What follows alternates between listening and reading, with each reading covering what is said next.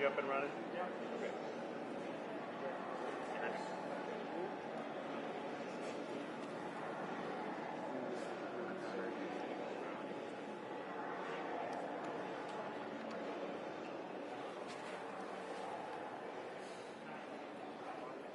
Carol.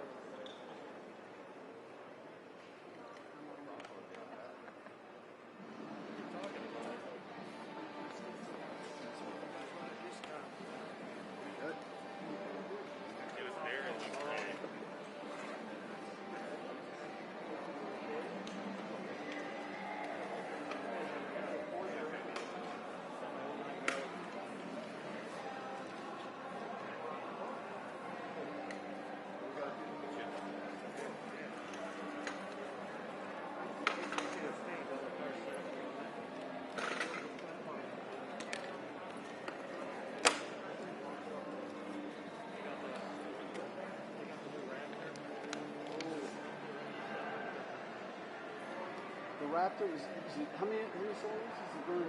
Heck, I know. It looks cool. Yeah, they're good trucks. They're really good trucks. The Tremor right next to it. The Tremor's like the rest on steroids. Cool. Is that how you getting home? Yeah. On the carpet.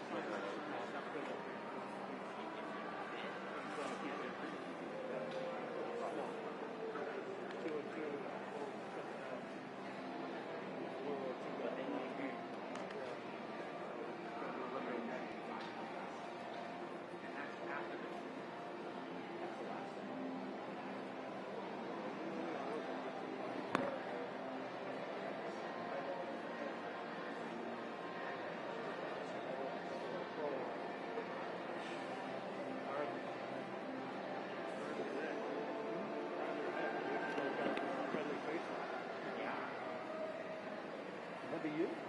Oh, okay.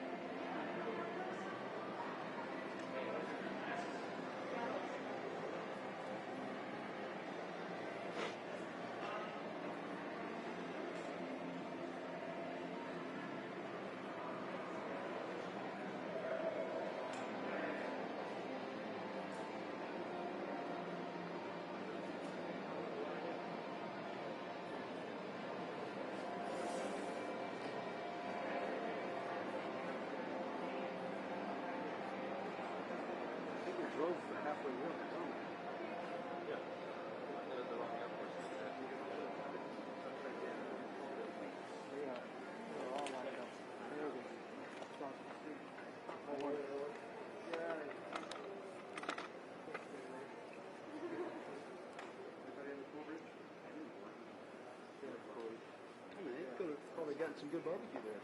Okay, good. We're just holding. And then the 20-gallon propane tank. 20-gallon propane tank. That guy's right here.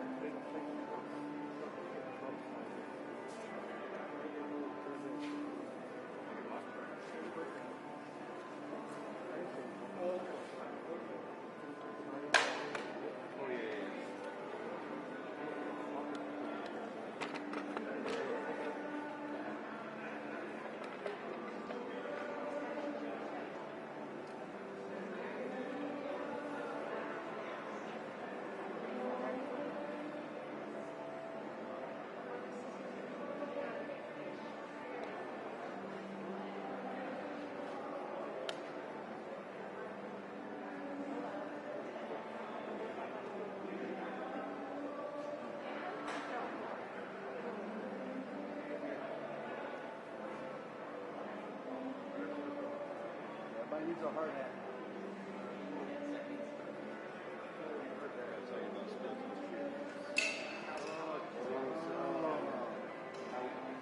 Out.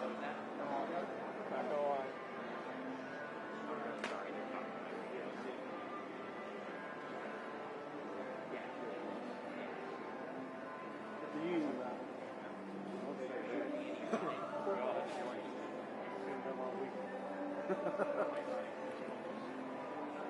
Well, you're into me. Yeah. So are you. So am I. I am. Definitely.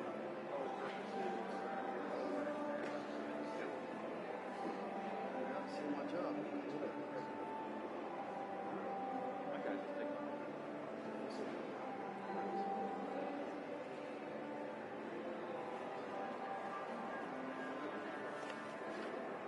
I'll let somebody take a see it in the film reflector overhead. Yep.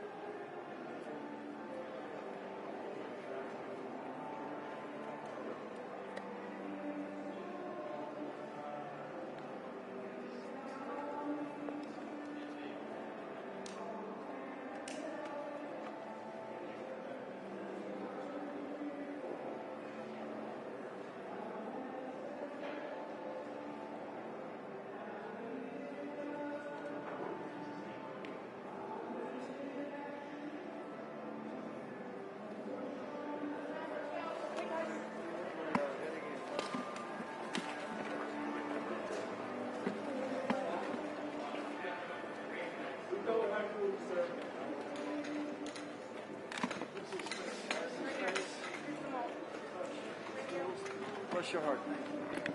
Always.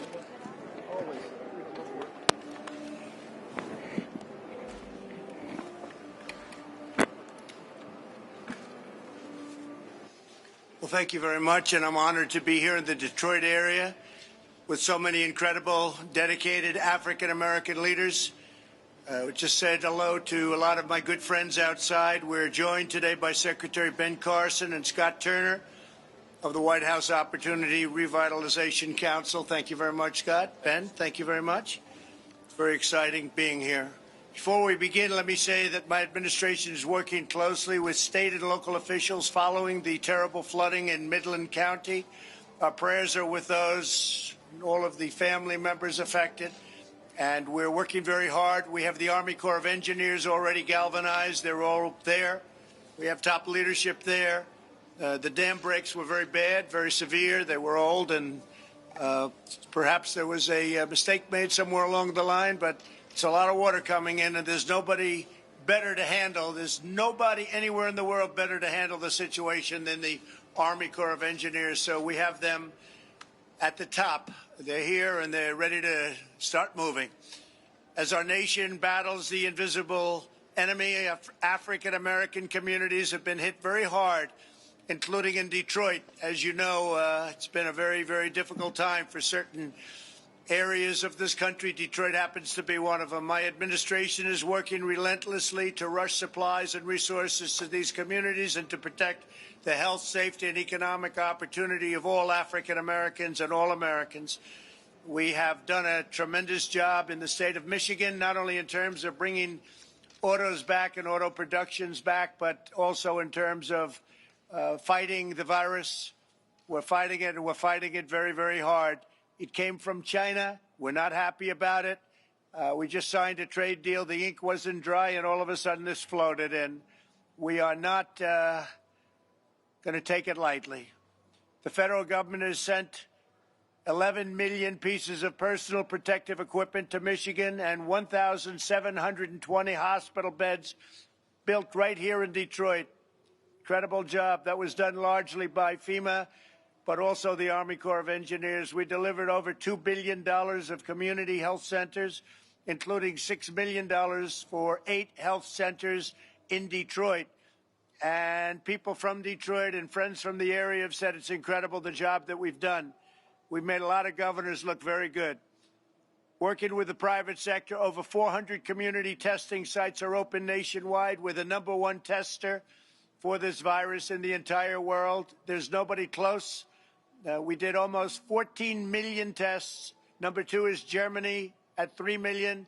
I think South Korea probably at about almost 3 million. And it goes down the list. We're at 14 million tests, very close to that number. 70% are in socially vulnerable areas with the testing, and with 1,000 more sites opening by the end of May, we'll have a record number of sites. Many of the sites are open in Detroit and all across Michigan. In some cases, as an example, Florida, and I guess I've heard from about 6 governors where they have far more testing than they have people that need the test, so that's something.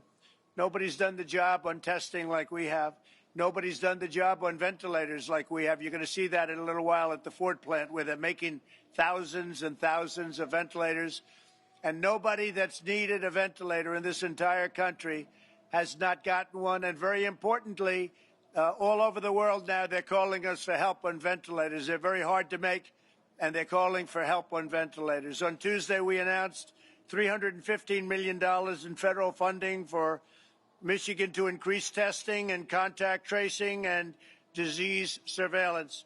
So we're going all out. We want to make sure everything's absolutely perfect. A lot of people are looking into other things, like, as an example, vaccines and therapeutics. Therapeutically, we're doing some things that are, I think, going to be released pretty soon that are amazing, and for the cure, ultimately for the cure. And I think the cure, the therapeutics, and the vaccines that are happening right now, I think you're going to be very impressed over the next number of weeks. Today they had an announcement that was a very important announcement, Ben. I think you saw that.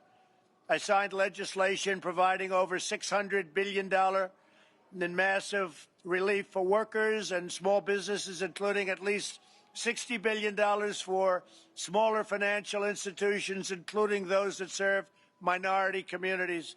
One of the beautiful things that Scott Turner has done, and he's a real leader, he's led so well from his days at the NFL, where he was known as being fast, but maybe even more than speed, being tough. He was a tough guy. People told me that had to tackle him and had to go against him. They weren't thrilled. I mentioned your name. They weren't happy. But Scott's done an incredible job with opportunity zones. He worked with me and with Senator Tim Scott. I have to tell you, what a great guy from South Carolina. He had an idea, and it was an idea that we took and we made it work. And I want to thank you for the great job you're doing, Scott. Thank you, sir. Before the virus, African-American unemployment reached its lowest level in history, and African-American poverty reached its lowest level in history. We never had more people from the African-American community working in this country. It was almost, in terms of total, almost 160 million people, and African-Americans set a new record. Out of that 160, African-American unemployment and employment was the best. They were the best numbers that we've ever had. That goes for many others also. Asian Americans, you know that. We set records with Asian Americans and Hispanic Americans. And then we had the plague flow in from China, and now we're doing it again. And you're going to see some incredible numbers starting in June, July, you're going to see some incredible numbers because it's coming back and it's coming back fast. I spoke to CDC today about churches. We've got to get our churches open. We got to get our country open. These governors have to start doing what they're supposed to be doing. Together, we passed also criminal justice reform, which is a big deal. And that's something that could not be passed without us. And I will tell you, I have a very good friend of mine. And would you come in from Cleveland? Yeah. Well, to be here, I'm very impressed with you. My buddy is here. I had Thank to you. come. Well, your buddy is here. I'll tell you that. My president. But we did pass criminal justice reform. You were one of my advisors. Yes, sir. And I Prison wanna thank reform as well. Prison reform, a lot of things that nobody else would have done and nobody else could have done. And the Democrats, I don't even know if they tried, but if they did, they couldn't get it done. So we got it done. Thank you very much. We delivered record funding for HBCUs and made the funding permanent. So every year I would have people come from the black colleges, small, large, all sizes, and they would come in colleges and universities and they'd ask me for money. And after the third year, I said, man, what's going on over here? What's happening? Why do you keep coming every year? They needed it every single year. One man said to me, we feel like beggars. We keep coming to the White House every year. I said, why don't we make it permanent or make it long term? And I got it approved. So now your historically black colleges and universities, small and large, great schools, they have long-term funding. They don't have, the only thing is, I said, some of them became friends of mine, the leaders of these colleges. I said, I won't be seeing you anymore. So, and they didn't mind that actually, because now they can have a life of making their schools great and making their colleges great.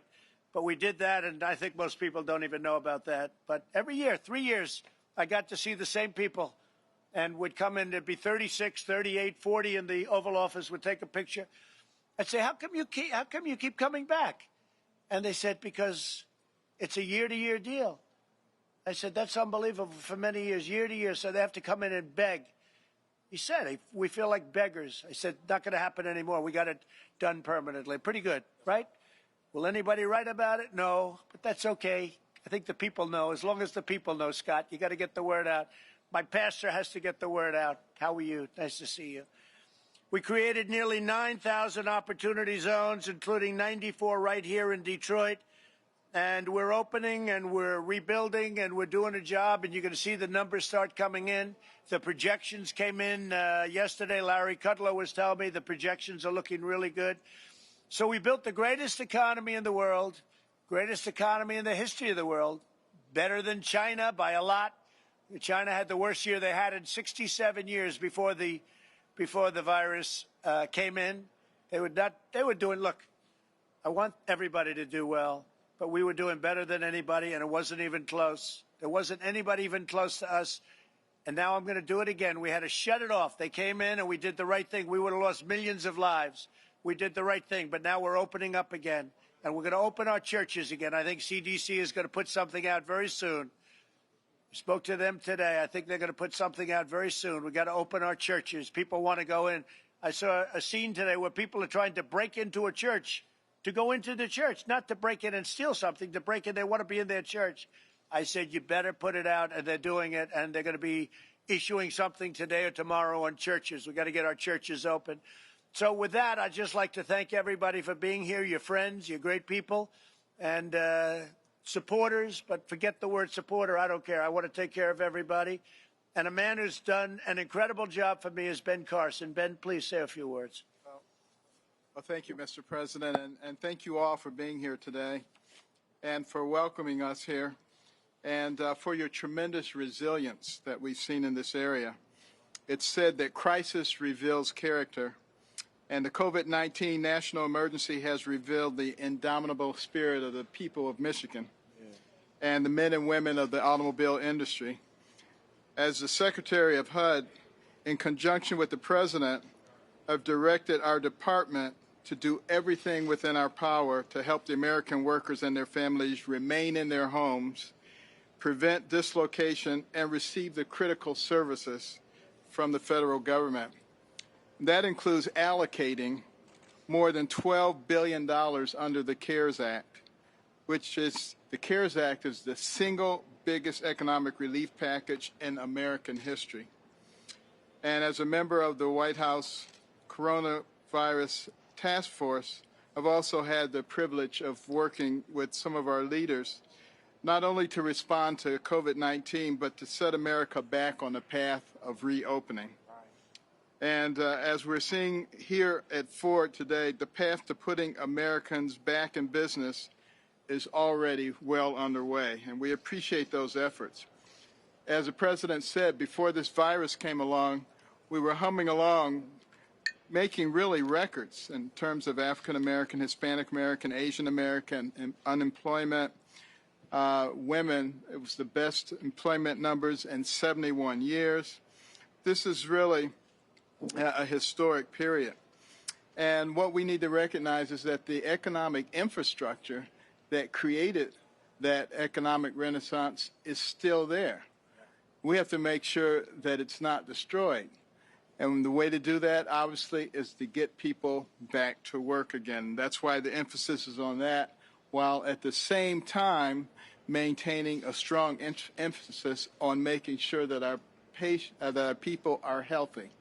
And I think it's become part of the American DNA now. We've learned about sanitizing everything, including our hands, being careful about the kinds of things that we touch that are being touched by multiple people, social distancing, wearing masks when we can't social distance. You'll notice that at this table we are social distancing. And President Trump and this administration have organized the largest national mobilization since World War II, providing PPE, providing ventilators. Detroit, which was once the most prosperous city in the nation because of its industrial infrastructure, now is showing what it can do, and other portions of Michigan, what it can do in the manufacturing arena, real superstars. And we've also been renewing and expanding our focus on helping the communities that have been hit the hardest. 3.5 weeks ago, the President asked us in the Opportunity and Revitalization Committee to focus on those individuals who are underserved, who have been hit the hardest in our economy. And we're looking at it. We're looking at their physical health. We're also looking at their economic health. And we're looking at the things that really cause them to have more problems than the general population. Yes, there may be more hypertension, there may be more diabetes, there may be more obesity and asthma, but we also have to ask ourselves, why are there more of those things? And we have to address those issues. And that's why all the different agencies in the government have combined to put together a kind of program that will address these things on a sustainable basis. And we need to just remember that we have to bridge the gap, because we have a very strong economy. We just have to bridge the gap until we get beyond this coronavirus. As the President mentioned, there's tremendous progress being made in terms of therapeutics, in terms of vaccines. And if there is a second wave, and it's not clear whether there will be, but if there is, believe me, we're going to be ready for it. But we're also going to be ready to recapture the spirit that created the most powerful and dynamic economy the world has ever known. It is just around the corner, and I believe that we're going to make it. And, we've learned that in times of plenty, the incredible blessings of the Lord are with us, and when times are not so good, we also know that this too will pass. We will learn from this, and we will be stronger than ever. Thank you very much, Ben. Appreciate it. A young man who has got a tremendous future. He's going to be a senator hopefully soon. He's representing a state that has already fallen in love with him. I saw him a few years ago. I watched him on television. I said, "Who is that guy?" And I found out his name was John James. And I said, he's going to be fantastic. And he ran a great race, and now he's running a race that's incredible. He loves the people. He wants to help the people. He's running for the United States Senate. Everybody knows that in this great state, Michigan. John, would you say a few words, please? Yes, Mr. President. And Mr. President, thank you for coming. Thank you. I'm tremendously honored to have the opportunity to speak on behalf of the state and communities who have extraordinary needs to the President of the United States of America. We're one of the hardest hit states for COVID, and now devastation has struck central Michigan, where more than 10,000 have been evacuated. Our hearts and minds and prayers are with them. Small businesses continue to need support. Our food banks have capacity needs, and shelters need funds, which is why we've repurposed our campaign funds in large part, giving back a nickel for every dollar we raise to help feed the hungry, to help clothe the naked, to help heal the sick and take care of our veterans. Recently, we've given $200,000 to a medical facility in Detroit, in-person testing Detroiters in the toughest hit area in the country, and working with my friend, Representative Whitsett, distributing hundreds of thousands of meals. I'm not going to steal her thunder. She's doing great work. And, at our logistics company, an automotive company headquartered in Detroit, we were able to help her there. We actually process and ship material made in this plant, sir, and we sell them abroad. We keep American jobs here. Right. By making people buy our American goods. We ship American goods, not American jobs. So I've said for a long time, sir, you don't need to go to Venezuela to see the effects of socialism. You can ride right down the highway in Detroit. And I recently penned an op-ed in Michigan Chronicle about how 40% of Michigan COVID deaths were African Americans. And when you look at the 14% of us that's made up, it gets to Secretary Carson, Dr. Carson's comment about having a more sustainable path.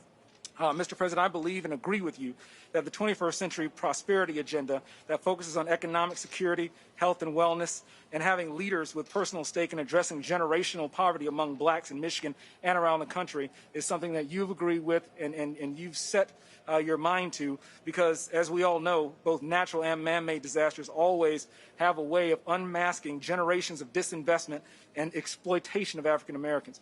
I think that a great start is something that you've already done, Mr. President. This is the Motor City. This is the arsenal of democracy. And when called upon, Michigan Detroiters stood up. We're making ventilators right past this pipe and drape because you called, the president called, the nation called, and Michigan stood up. I believe that you know us for cars and trucks. I think in the future you can know us for planes and rockets. Mr. President, you're moving jobs back from overseas. You're moving chip manufacturers to Arizona. You're bringing pharmaceutical manufacturers to Virginia. I think we have an opportunity to bring aerospace and rockets back to Michigan. You signed an order, Mr. President, Executive Order 13806, way back before this crisis came, assessing and strengthening the manufacturing and defense industrial base and supply chain resiliency of the United States. You know when you signed that, Mr. President? You signed that in July 2017. I don't think that you've been president at that time for, what, 8 months? Yeah. At that point, or 7 months at that point, and you were already thinking about our supply chain and sustainability and repatriation of jobs and our economic strength. I want to thank you for that foresight, Mr. President. I think we can build on that by expanding the National Emergency Declaration to encompass the economic threat of our national security, our economic health. I think that Michigan once again can stand up when called by its president and looking at additional opportunities for F-35 and looking at launch initiatives with Oscoda Wordsworth for space and polar orbit, but also TACOM expansion. Sir, we have the workforce here, but we need data, we need training, and we need jobs. In order to emerge from this with a more sustainable path that Dr. Carson laid out and like you have been laying out for the better part of the past 4 years, Mr. President, things made here are better, and I trust the people of the state of Michigan and the United States of America. So I'm looking forward to working with you and anybody else who wants to protect American jobs and protect American health. So thank you for being here, Mr. President. Well, thank you, John, and you're doing a fantastic job. I'm getting all sorts of reports, glowing reports, and if you do come to Washington, you have my ear, and your gentleman that you're opposing, I'll tell you, nobody even knows who he is. Nobody knows who he is. Nobody ever heard of him, and he's a senator. So go out and do the job, finish the job, and you're going to bring a lot of wealth back to this state because it deserves it. Okay? Thank you very much, John. Thank you, Mr. Really great job. I want to just call out J. Ron Smith. He's been here with me like from the beginning. We never call him out. He works so hard. I say, I want to call him out. He doesn't want to be. I don't know. He's not a shy man.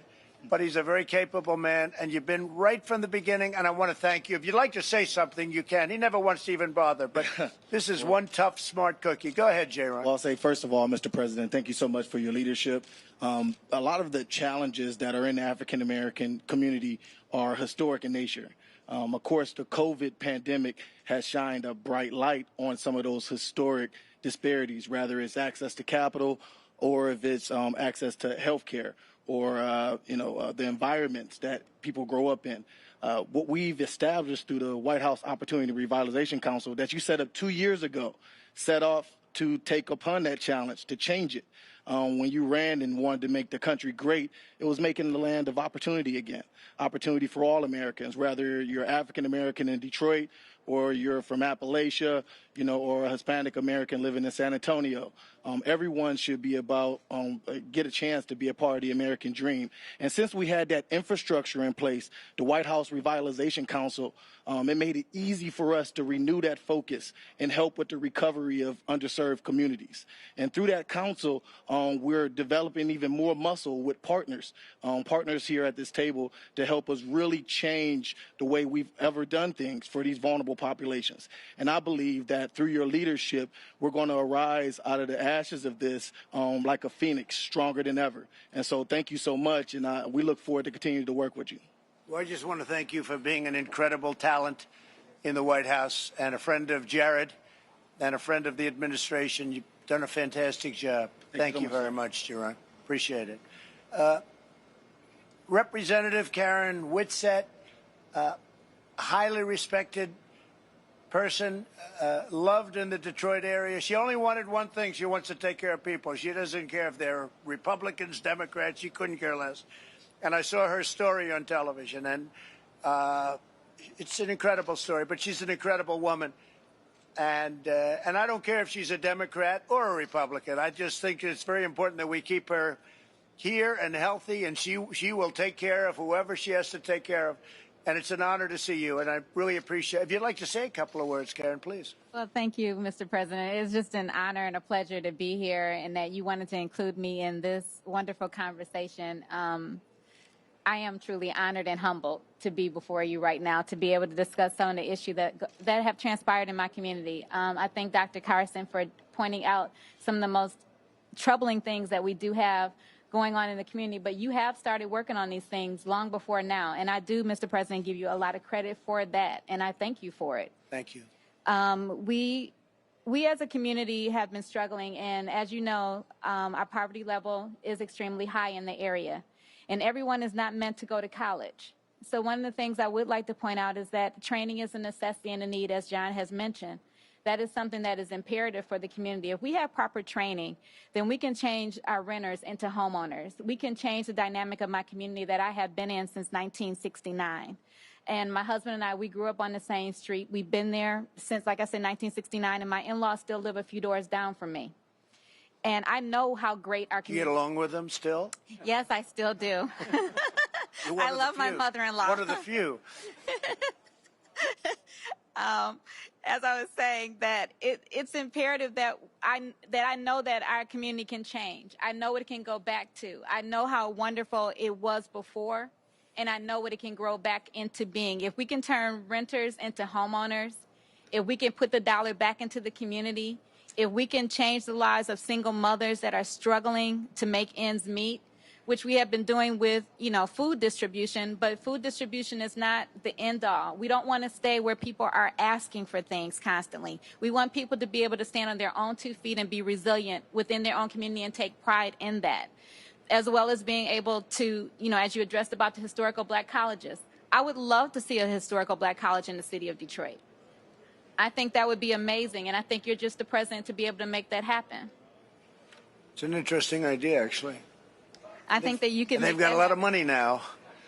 They're all set, so I don't know. Well, maybe we can work something out. I think you can we'll make talk that about happen. that. I would love to talk about that. Thanks, also, funding for home repairs for our seniors. Our seniors are really struggling, and everyone does not have children. Everyone does not have a spouse, and they don't have family they can count on. So our seniors are suffering because they do not have money for repairs for their roofs, for ramps, and for their porches. And it's something extremely important to them, and to be able to maintain, as you know, to be able to maintain seniors in their homes is life-changing.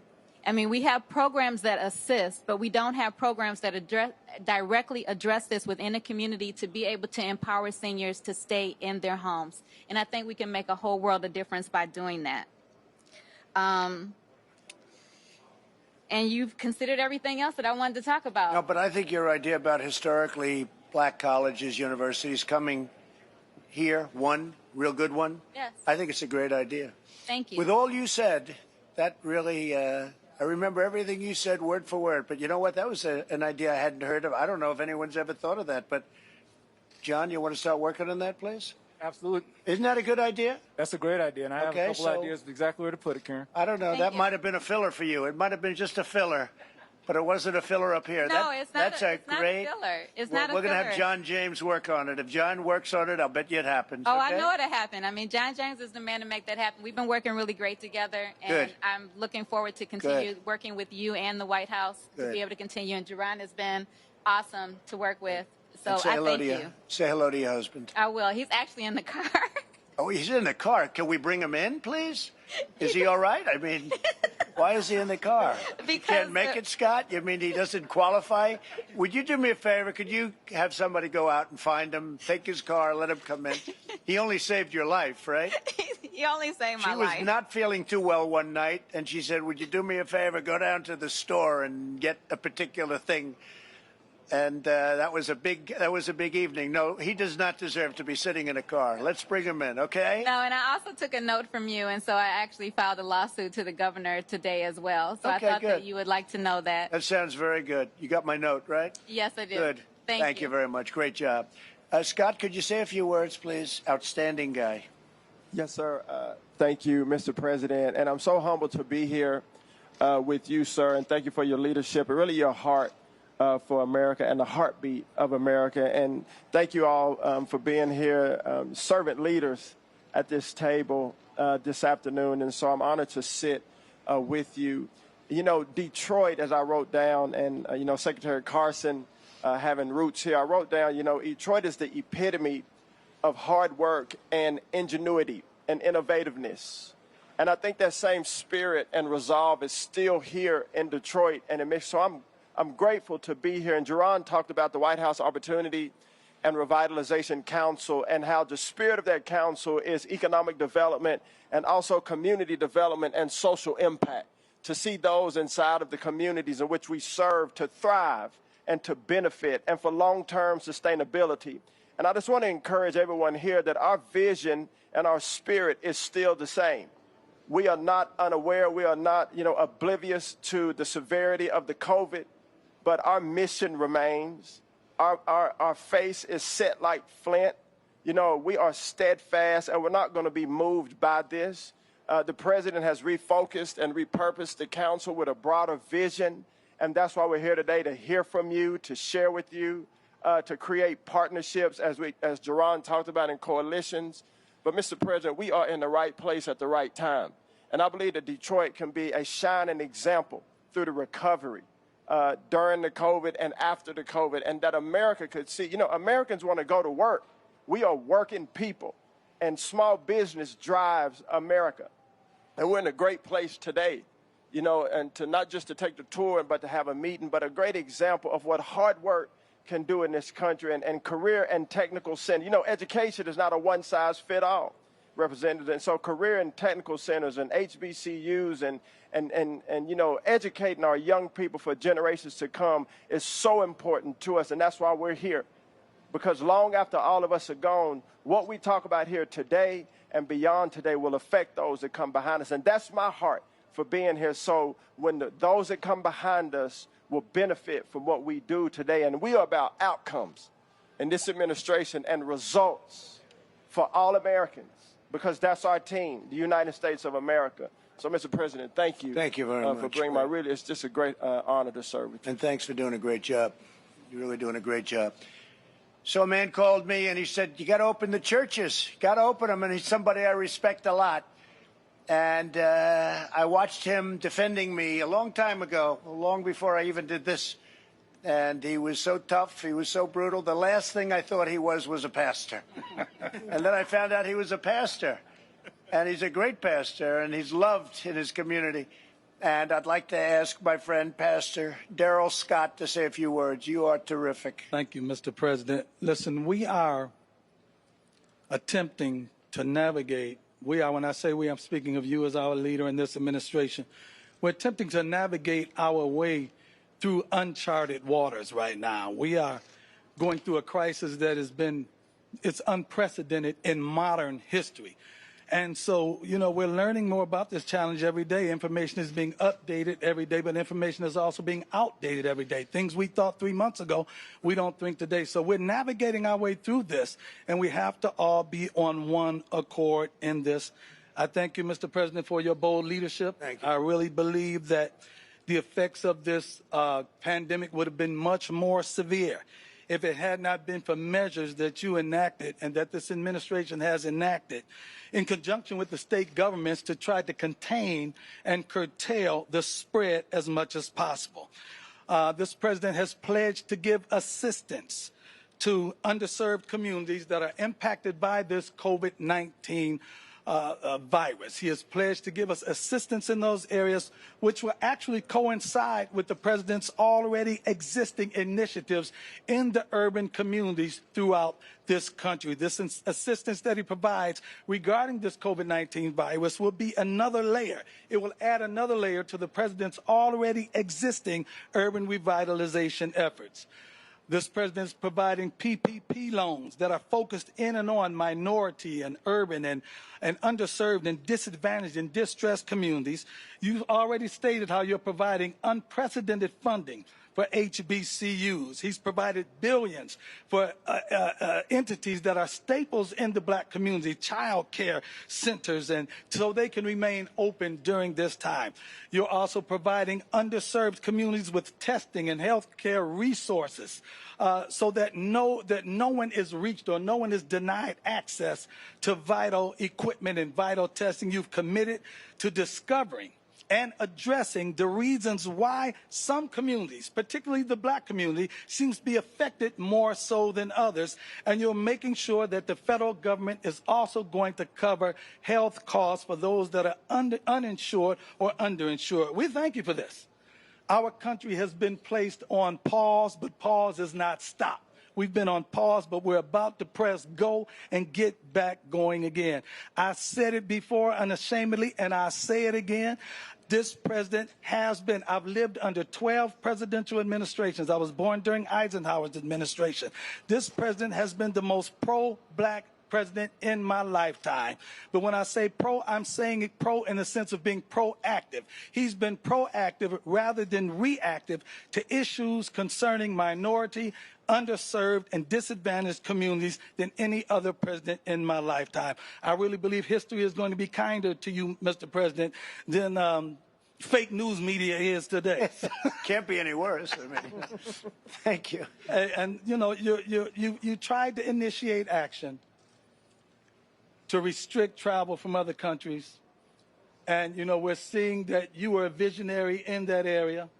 And I know you're doing your very best. I know you have the heart of this country in your heart. And I know you're doing your very best to preserve this great union. As far as I'm concerned, myself, my business partner, Kareem Lanier, and the company that we have raised $1 billion in liquidity to help provide PPP loans to businesses that are in need of in conjunction with the CARES Act. And I thank you that you've directed the White House Opportunity and Revitalization Council. You couldn't think of anyone more capable than Dr. Carson and Scott Turner here to engage with and focus on our communities that have been, in fact, impacted by this. And they have been interacting with a number of coalitions. They're doing a great job. So we thank you, and Mr. President, we have your back. Thank you, Darrell. Because we know you have our back as well. I do. So God bless you. Thank you very much, Darrell. Now, I'm going to be making a tour of the factory with the head of Ford and some other people, and I'd love you all to join me if you could. Would anyone like to say anything? Yes, please. Hi. I'm Dr. Audrey Gregory. I am a nurse, and I'm also the Chief Executive Officer of Detroit Medical Center. Yes. So when we talk about the impact of COVID-19, I lived it, I staffed it, and we went through it together. From the beginning of the pandemic, we've always had the focus of making sure that our patients were cared for and our staff were cared for. And so we began rapid testing and talking about partnership. We were able to do this with Wayne State University. And by the way, just as a note off my script, we do have medical students from Meharry at Detroit Medical Center, which is the HBCU. Very good. So we've done many things. We've partnered with the city. We've partnered with the state, and I think many of the steps we have taken has gotten us to the point where I'm proud to say that we're starting to see a decline in the state of Michigan. I will pause here, though, Mr. President, to say thank you. I am filled with pride and actually humbled by the fact that the President of the United States has taken time out of his day just to stop and listen to what I have to say. So Very thank nice. you.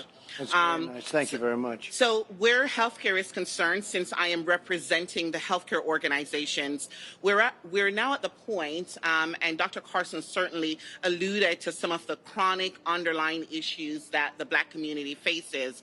And so we're at the point now in our journey where we're encouraging people to return to hospitals, return to the emergency rooms, because we want to make sure that the chronic issues are addressed.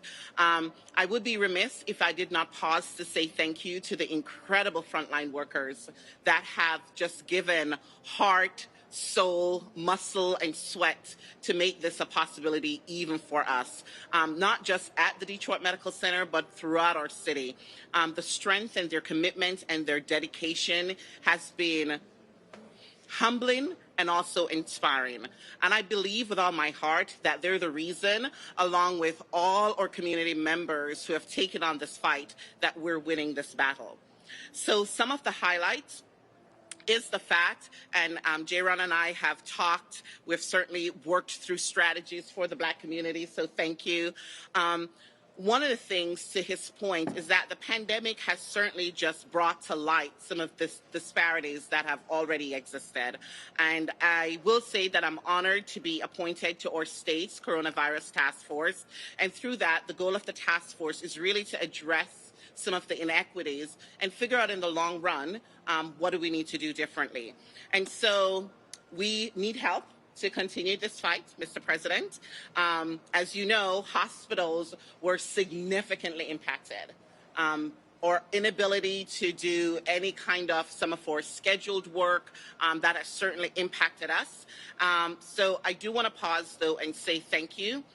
We have received incredible support from your administration, and not just the formal things. And so I actually left a letter for you, signed by myself and the Michigan Hospital Association, just to not only thank you, but to ask to continue the work that you're already doing, which is relief efforts across the country for healthcare organization. And so we look forward to continuing to work with you. But I want to add just my personal experience, both as a nurse, a mom, and a hospital administrator. I'm home, it was a weekend afternoon, and my phone rang, and I picked it up, and someone said, "This is Rear Admiral John P. You won't get my last name, but this is who I am. I'm calling on behalf of the administration. Dr. Gregory, what do you need? My job is to help you to get what you need." Polovchik. That's Polovchik. Once I recovered, I knew it wasn't a spam call. It was a great relationship, not just for me, but for the hospitals in Detroit. And I think the moment that wowed me, because I'm so big on follow through, is that a few days later, the Rear Admiral called me and said, "Dr. Gregory, did you get what you need?" And so there is my script, and then there is my personal story of engagement and what it takes to get us there. So the hospital community, on their behalf, I want to thank the state and the federal government for swift financial support. The federal government all that you have distributed so far. We thank you. This has helped our hospitals to remotely stay somewhat liquid, but there's a lot more work to do. And I want to thank Ford, who has worked with us. Some of our PPE have been from Ford. And then thank you for signing legislation to support healthcare facilities. Now, the ongoing support for Detroit is vital, and Michigan hospitals need help to continue to ensure financial viability. But I just wanted to pause to say thank you for being with us in this fight. Thank you very much. Very nice. I appreciate that very much. Alfonso, if you could. And I guess we're going to be a little bit late. We have the head of Ford waiting for us right now. We're going to walk through the plant, so we'll go perhaps quickly. And I think we have Robin going to speak too, right? Yes. So why don't we go quickly, and we'll take a couple of questions from the fake news, and then we'll go and tour the plant. Yes, Okay? Mr. President, I'd like to say it's an honor to be here, and it's an honor to be invited out. As a developer working with several communities in the state of Michigan, I believe that the Opportunity Zone has been a great opportunity. Jerron and his staff, his team has done a great job, and we appreciate you having the foresight to put them on the ground here. Thank you. Yeah. In fact, they're doing such a great job. I received calls asking for Mr. Smith's address. They think they're going to go to his office and talk to him because he's ready. He's the big power. Yeah, he's doing a great job. So as a developer, talking with several mayors that welcome you in Wayne County, they said you're more than welcome to come to the cities whenever you want, or the vice president. I would just like to say thank you, and the Opportunity Zone and what it brings to the communities is very good. And we have some projects that's actually shovel ready now that the pandemic is slowing, and it's allowing us to get back to our daily routine. And we're looking forward to getting shovels in the ground. Thank you very much. Thanks, Alfonso. I appreciate it. I heard you're doing really well too. That's great. Robin? Hello. Hi, Mr. President. How are you? Such an honor to meet you. Thank you. It's my honor. Thank you so much. I want to first tell you thank you so much. I am a COVID-19 survivor, and I got diagnosed probably about a month and a half ago as positive. And just sitting at home and, watching TV and heard you talk about hydrochloroquine and talked to my doctor. We took it, and within 5 days, I'm here to say I'm good to go. So a lot of people have said that. Yes, and so I want to first. I go off it tomorrow, I think. Oh, really? I took a while, but yes. I was exposed to a couple of people, and I said, let's give it a shot. The doctor said he recommends it, but I looked at the story of Karen and many others, and I said, what do we have to lose? That's what I said. Anyway, so you had a good experience. I had an excellent experience. A lot of people do. Yeah, I'm a bronchitis, used to have bronchitis as a child. And so to have that breathing interaction going on again from, I'm telling my age, from about 30 or 40 years later, it's just like, whoa, what's going on here? So to be able to get that particular prescription and be able to take it and to be able to breathe again and within hours was just amazing. So, I'll be honest. If you had the bronchitis problem, you're a prime target of this invisible enemy. Right. Yeah. I thought I grew out of it. You know how they say you grow out of things. So I haven't had an actual episode since I was 13 years old. Right. So to have one when I'm now 50, which I might as well tell it now, is just like, okay, wow, where'd this come from? So it was quite a little scary thing, but I must admit, it was like I said, within hours. How bad did it get? I had to really calm myself down and kind of go through it. But the disease itself, was it a rough bout, or yes. it was made much easier? Night sweats, the whole 9 yards, fever, coughing. Little weird cough. The cough wasn't the same as a normal cough. It's kind of like a weird type of cough. But yeah, I went through the whole gamut of it. But thank God I was able to stay at home and I did recover. Great. You hear a lot of different stories, especially with Karen. I've met Karen a couple of times. I know Alfonso from doing, the opportunity zones, development, things like that in real estate. But that was something that was a little bit scary. So I do actually, just from watching you on TV and hearing you talk about it, I was able to call my doctor and say, listen, hey, let's try this because, this must be what's going on. And then I need to get tested on top of that. So at that time, we had to have prescriptions to get tested. And so he wrote the script, we got it done, and I was positive, and we got the hydrochloroquine, actually we call it a cocktail with the azithromycin and the zinc. And like I said, I took it at about 8:30, 9 o'clock, 9:30 that morning, 9:30 in the morning. By 4 or 5 o'clock, I was breathing good. So there are many people with that experience. They just don't want to write about it. It's too bad. So I first want to thank you. Many people. Thank you for that information, because information is key. And when you're in real estate, you realize the more information that you know, the more things you can get done.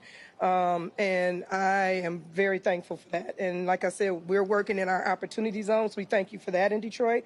Our property values and everything in Detroit is moving up. We have a lot of heavy players that are doing a lot of things in those zones to bring those properties values back up for our residents. And that's amazing. So I thank you a lot for that. Thank you. It's a great story. Thank you very much. Appreciate it. Do you have any questions real fast, folks? And any questions for anybody in the room? Mr. President? John? Mr. President, I'll remove this. I had a negative test this morning, so it should be good. Good. We've heard from a number of people over the last few weeks, Mr. President, as the numbers have started to go down, the number of deaths have started to go down, hospital capacity has increased, to say that the goal of mitigation was to ensure that the hospitals did not become overwhelmed. We appear, for the most part, to be at that point. So why not just reopen the country on a more rapid basis than we are now? What are your thoughts? Well, we want them to reopen, John. The numbers are going down very substantially without question. I mean, very powerfully going down. You look at Florida, you look at Georgia, you look at many other states, the numbers are going down, and they've been open or very substantially open and pretty much completely open in some cases, and we want them to reopen. I mean, literally, I just got off the phone with CDC and I talked about churches. I said, I want the churches to open, and the people want the churches to open, and I think you'll have something come down very soon from CDC. We want to get our churches back. It's our country's coming back. We did the right thing. I think you'd agree. I think we would have had, well over 1 million, could have been 1.5 million to 2.5 million people dead. So we did the right thing. It would have been a horrible. Can you imagine if you saw what we have now and multiply that times 15 or 20 times? So we did the right thing, but we now want to get going. And we also learned a lot about the disease during this time. Nobody knew. We learned about the tremendous contagion and the problems. We learned a lot of very important facts. But now it's time for our country to open again. And I think you'll start with churches. I think you'll start with some other states that have been very resistant. You have a lot of, unfortunately, in this case, Democrat governors. I think they think it's good politics to keep it closed. But what are they doing? They're hurting themselves. I don't think it is good politics. They're hurting themselves. They're hurting their state. And it's not good. So I think you're going to see pretty much people are going to, I think they're being forced to open, frankly. The people want to get out. You'll break the country if you don't. And I think they look at it as a possible November question. It's not a November question. It happens to be very bad for them.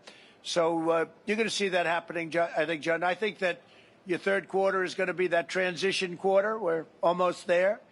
It's going to be the transition quarter, and it's going to be really good. But the fourth quarter is going to be big, and next year is going to be a big year for this country. How close are we to, in your words, breaking the country unless we start the reopening process more quickly? Well, I think we're very close to opening up the rest. I think there's a lot of pressure put on certain governors that should be further along. They should be further along than they are, and they should not be doing what they're doing. So we'll see what happens. But the country is going to be in a very good place, and we have a lot of ammunition left. You know what that means. There's a lot of ammunition left in the country in terms of the Fed and the Treasury and all the people that are working on it. We have a lot of ammunition left, unlimited ammunition if we need it, but we won't need it. Mr. President, Okay? are you prioritizing the reopening of churches over other establishments? No, and not at what all. makes But I think churches churches, to me, they're so important in terms of the psyche of our country. Beyond, I mean, to me, they use the word essential. I think churches are essential. It's so important. People want to be in their churches. It's wonderful to sit home and watch something on a laptop, but it can never be the same as being in a church and being with your friends. And they want to have it opened, and I think that's going to be happening very shortly. very, very shortly. So that'll be put out maybe tomorrow, maybe today. Okay? Mr. President, you had said yesterday in a tweet that you might withdraw funding from Michigan. Later in the afternoon, you seemed to say that wasn't necessary. Is that threat still on the table, sir? I didn't say it wasn't necessary. I said that I might have to do that. Yeah, we're not going to go to voting by mail. Voting by mail is wrought with fraud and abuse, and people don't get their ballots that happen to be in a certain district, whether it's Republican or Democrat. Thousands of ballots are sent out, but they don't happen to get them, so people are calling, where's my ballot? They call it a panic. Where is it? Where is it? The election's coming. And all of a sudden, the election comes, it goes, and they say, hey, I never got a ballot, but wow, that didn't affect. But it did affect because thousands of people that happens to, you go and you vote. And ideally, you vote with voter ID. And then you really have an election. But this country, you know, you go out and you buy things and you have your picture on it. You want to vote. The most important thing you can do is vote. And they don't want to go voter ID. So ideally, that would be the ideal. There are many places that have that. Many places don't. But no, we don't want to have vote by mail.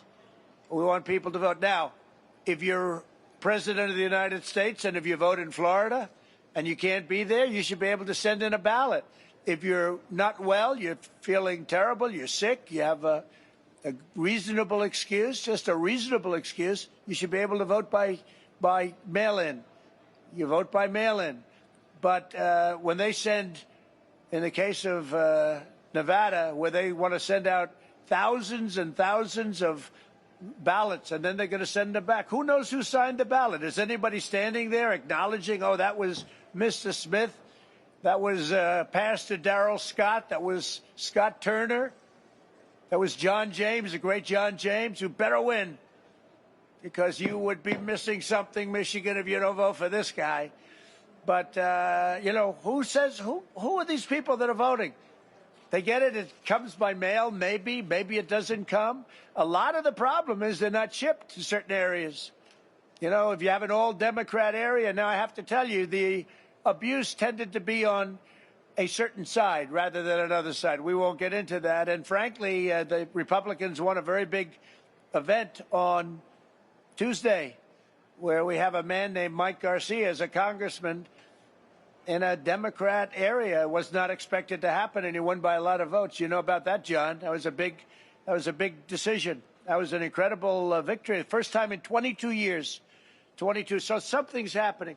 But that was a vote by mail. They mailed it in, and actually the Democrats saw they were losing, and all of a sudden they threw voter booths up in certain Democrat areas. I wouldn't say that was so good, right? But it didn't have much of an impact. So Mike Garcia won, and we won in Wisconsin. But we can't do that. To vote, to really vote, and without fraud, you have to go and you have to vote at the polling place. People have to check you in. Go ahead, John. So can you just clarify, sir, what federal funding you're considering removing from Michigan? Oh, I'm not going to discuss that. There are so many forms of funding, and we're not going to discuss that. What we want is good, straight, honest voting. Okay? Honest voting. And by the way, if that could be honest, which obviously it can't be, you get a ballot, you're sitting in your bedroom signing it. Who knows who's signing it? Who knows that it ever gets to your house? Who knows that they don't pirate? You know, they pirate these applications. They print new voting forms, and then they send them around. People sign them, or one person signs them with different pens and a different signature every time.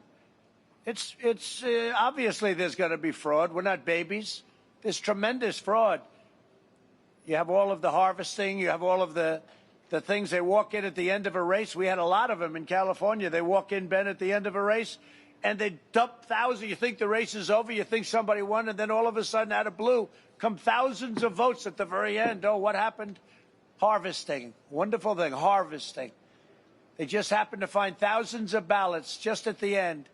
So somebody that thought he or she was going to win the race all of a sudden gets clipped. We can't have that. John, go ahead. Mr. President, in the midst of this coronavirus crisis, the Chinese government is considering a new national security law that would give it the authority to clamp down to a greater degree on Hong Kong. Do you have a message for the Chinese government about changing the relationship with Hong Kong? Well, we'll have to see what happens. I haven't seen it yet. I've gotten a little briefing, but I'll have a statement to make at the appropriate time. Okay? Hong Kong's been through a lot. Mr. President, we've seen this historic flooding. We've seen this historic flooding here in Michigan, and we have seen forecasts that we could see a really severe hurricane season. Is FEMA and the federal government prepared to meet the needs of some of these potential disasters? You're saying FEMA and the federal government? Yeah, they're here right now. FEMA's here right now. They did a fantastic job on the coronavirus, a fantastic job in Michigan. They did a fantastic job everywhere, frankly. You know, you have ventilators. You're going to see them now because this is one of the plants where we make thousands of ventilators. But FEMA was involved, and we also have you know that the Army Corps of Engineers at the highest level is right now in Michigan working on the fact that you had some dams breaking that shouldn't have broken, and they were probably maybe not maintained properly. Something happened to them. Could have been human error from what I understand, but it was certainly a physical error too. They were old. But you have the best in the world to fix them and to get that water stopped. And we have FEMA here, and we have the Army Corps of Engineers here. They'll be able to take care of it. Let's go take a tour, and you're all invited to join me if you want. And we'll take a look at a great assembly line making ventilators. Thank you. Thank you very much.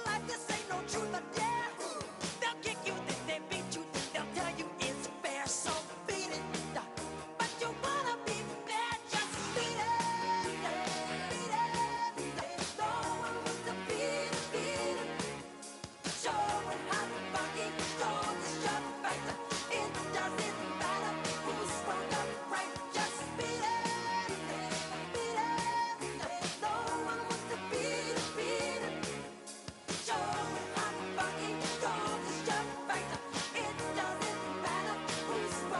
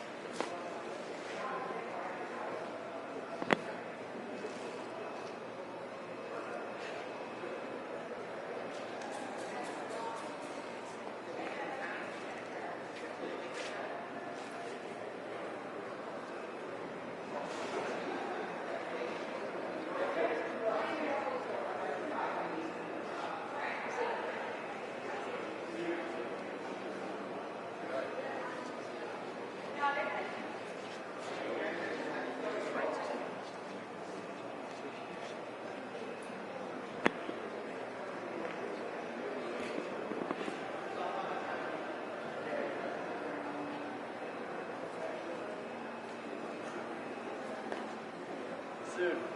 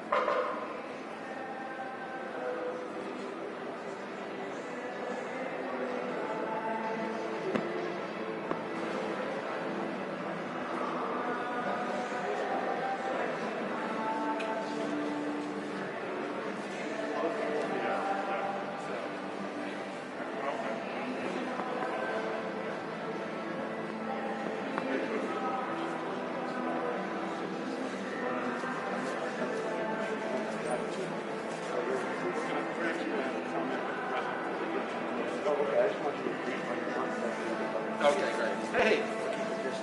Yeah, sounds good. Thank you very much.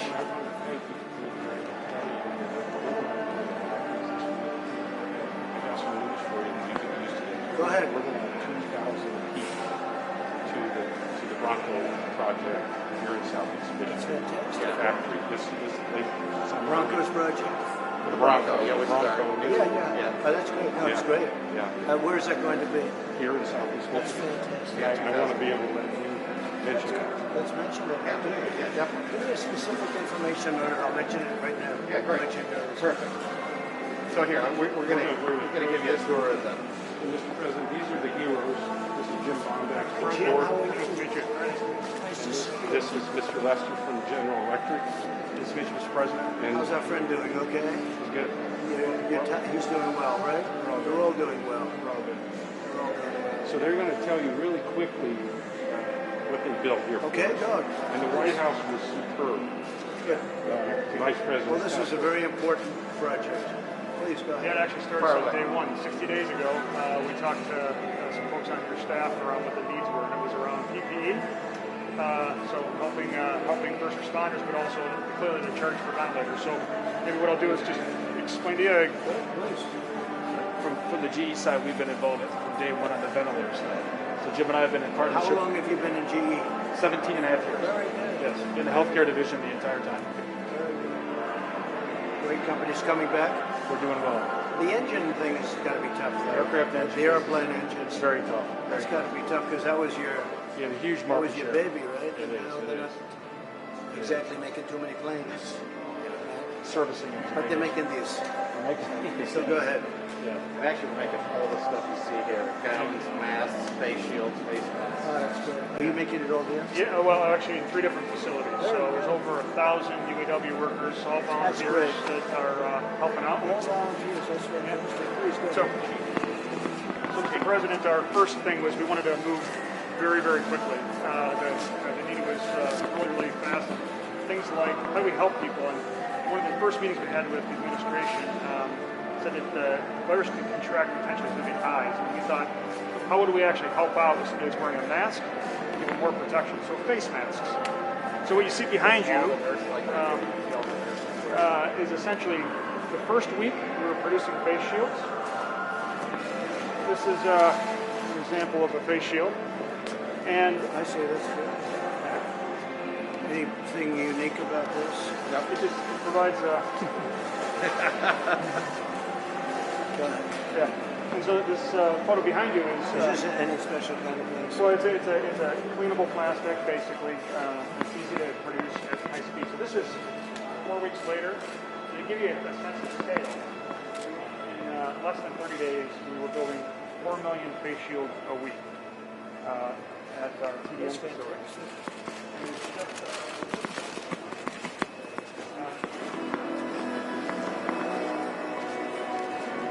Doing that after the crisis, do you think our leadership will take as long as we could for as long as it's needed, I think. You know, there'll be a time when you'll have it. Yeah, exactly. You tell us, we'll fill the Yeah, cupboard. yeah, that's great. You did really a good job. Quickly. Well, that was the thing that Hello, everybody. Hi.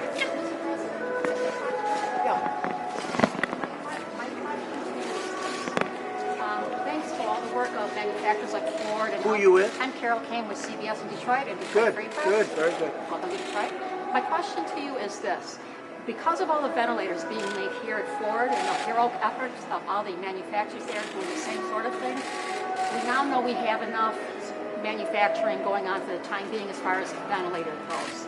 You said you think we have enough, in fact, can share with other countries. My question to you, sir, is looking 6 months from now, a year from now, how much do we need to keep back in our stockpile to keep us safe? Yeah, we were just talking about it. We have a very big stockpile right now, and we're building it bigger, and we're helping a lot of other countries.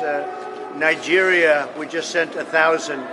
We have various countries, France, Spain. We have a lot going to Italy. We have a lot going to a different, probably 15, 18 countries. They're calling us. We had the capacity to do this. Nobody else did. So every state now has more than they need, and our stockpile is totally full. We have a tremendous amount. So now we're really helping other countries where they're, losing a lot of people because they don't have ventilators. A ventilator is hard to do, and I want to say that Ford and General Electric have done an incredible job working together. And also the companies that work with you, they really did. They did a great job. They do a great car, and they really did a great job on the ventilators. And I hear the quality of the ventilator has been really top of the line. Thank you. So we really appreciate it, fellas. That's a great job.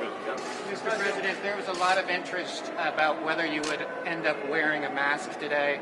Could you just take us through your thought process of why you decided not to wear a mask? Well, I had one on before. I wore one in this back area, but I didn't want to give the press the pleasure of seeing it. But no, where I had it in the back area, I did put a mask on. Did you have the goggles on too as well, sir?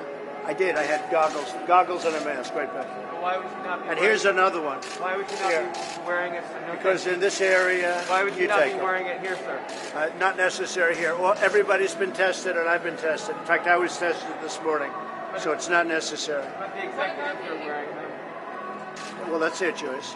I was given a choice, and I had one on in an area where they preferred it, so I put it on, and it was very nice. It looked very nice, but they said not necessary here. Yeah, please. What about the example that it would set for other Americans? I think it sets an example. I think it sets an example both ways, and as they say, I did have it on. Thank you. Yeah, please. Mr. President. I just like your question so much. You know what? It was such a nice question. No, it is a great question. Here's the question for you. So you have seen. I'll take an extra question. There we go. Go ahead. We've seen the manufacturers here: Ford, GM, Yeah. FCA, others, small businesses, turning things overnight and making PPE materials. As someone who is the president of the United States, in terms of our manufacturing might, how do you see what's taken place in these last? This is few the months? biggest mobilization since World War II, and these people were in charge of it. They did it. They did a fantastic job. They did a really fantastic job, and we appreciate it. All of these companies, they came together, and they used to make cars here. They used to make other things here. And now they're not only the ventilators, we're just saying the masks and all of the other products. Yep. What other product you make? It's a head of Ford, by the way. Not bad. Not a bad position. Yeah, so we've got. She's a very nice I know. woman. Hi, Carol. How are you? Bill, how you doing? Well, you know what we're making. We've got the pressure respirators. We've obviously the ventilators, the masks, the gowns. We've really anything that anybody needs. We responded quickly, and we're very proud of our workforce. They've been amazing. Is he doing a good job? He is. In fact, Bill, you have been through so many crises through your years as chairman and CEO of the company here. How does this crisis, dealing with this pandemic, making PPE materials compare? Well, everyone's different. I mean, I won't take you through all of them, going all the way back to maybe the oil shocks and then the .com meltdowns and all those. Every crisis is different, but what's amazing is how our people respond. And in this one, they didn't wait to be asked to do something. They said, here's an opportunity, and let's go. What I love about our culture is they didn't ask for permission. They just went. And that's something that we've done throughout our 117-year history, and I hope we'll always do. And by the way, Mr. Ford, here's my mask right here. And I liked it very much. Honestly, I think I look better in the mask. I really did. I look better in the mask, but I'm making a speech, so I won't have it now. But I did have it on right here, and I think some of you might have gotten a shot. Thank you very much. Mr. Ford, can you confirm that the president was told it's okay not to wear one in this area?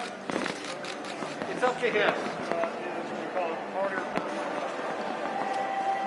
It basically keeps the occupant safe. It takes in fresh air. Oh, that's great. And we used automotive components. So we heard the message that we needed to go quickly.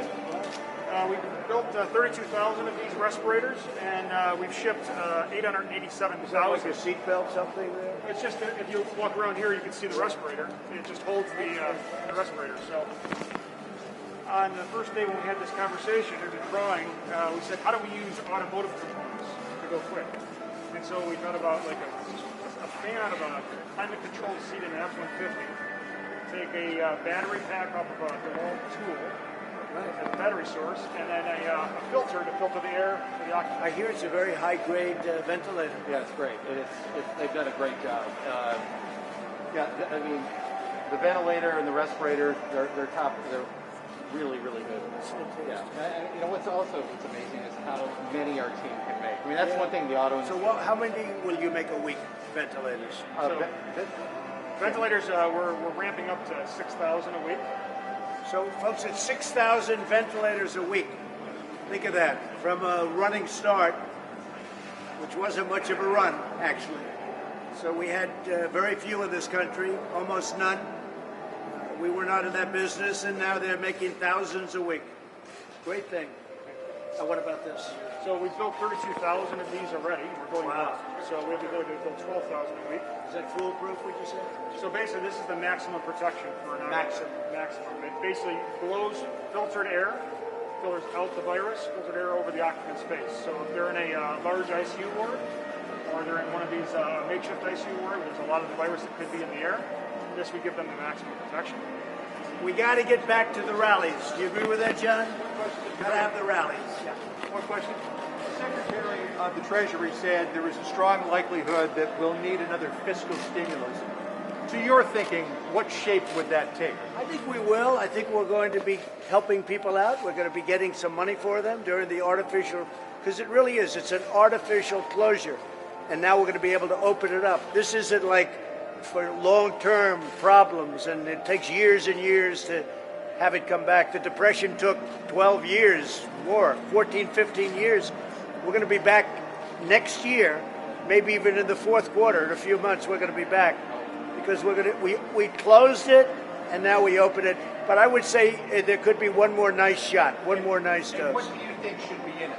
Well, I'd let you know, and I know exactly, but I'd rather do it at the appropriate time. We know it. Today we're celebrating these great companies doing ventilators and other equipment, but we have a very, very specific plan, and it'll be great for the American people, and our economy is going to be back soon, and Ford and General Electric and these great companies that helped us so much in a time of need, they're going to be very happy. They're going to be, and you're already gearing up. I know you're gearing up. Your lines are starting to roll, making cars again. So a lot of things are happening.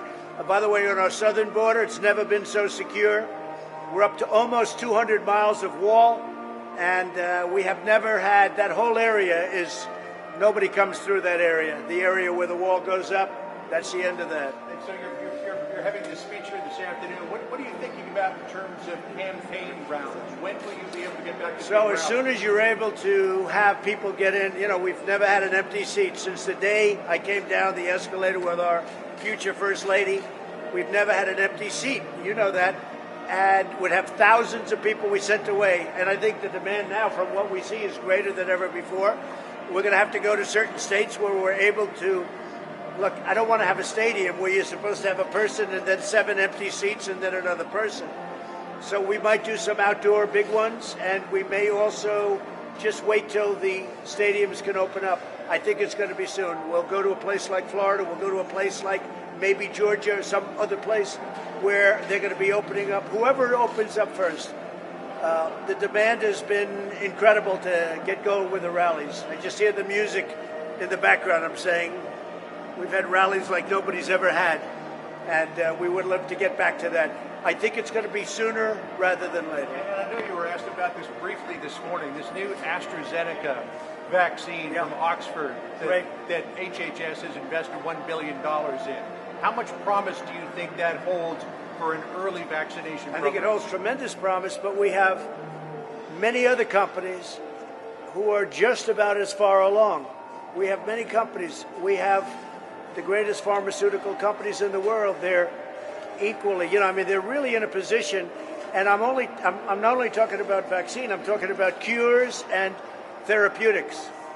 Therapeutically, we have some things coming out which we think are going to be great, but they have to be tested quickly, and we're doing it very quickly. Who would get the vaccine first? First responders, elderly people? Right now, what we're doing is we're setting logistically with our military. Our military is in gear so that we can give 150, 200 million shots quickly.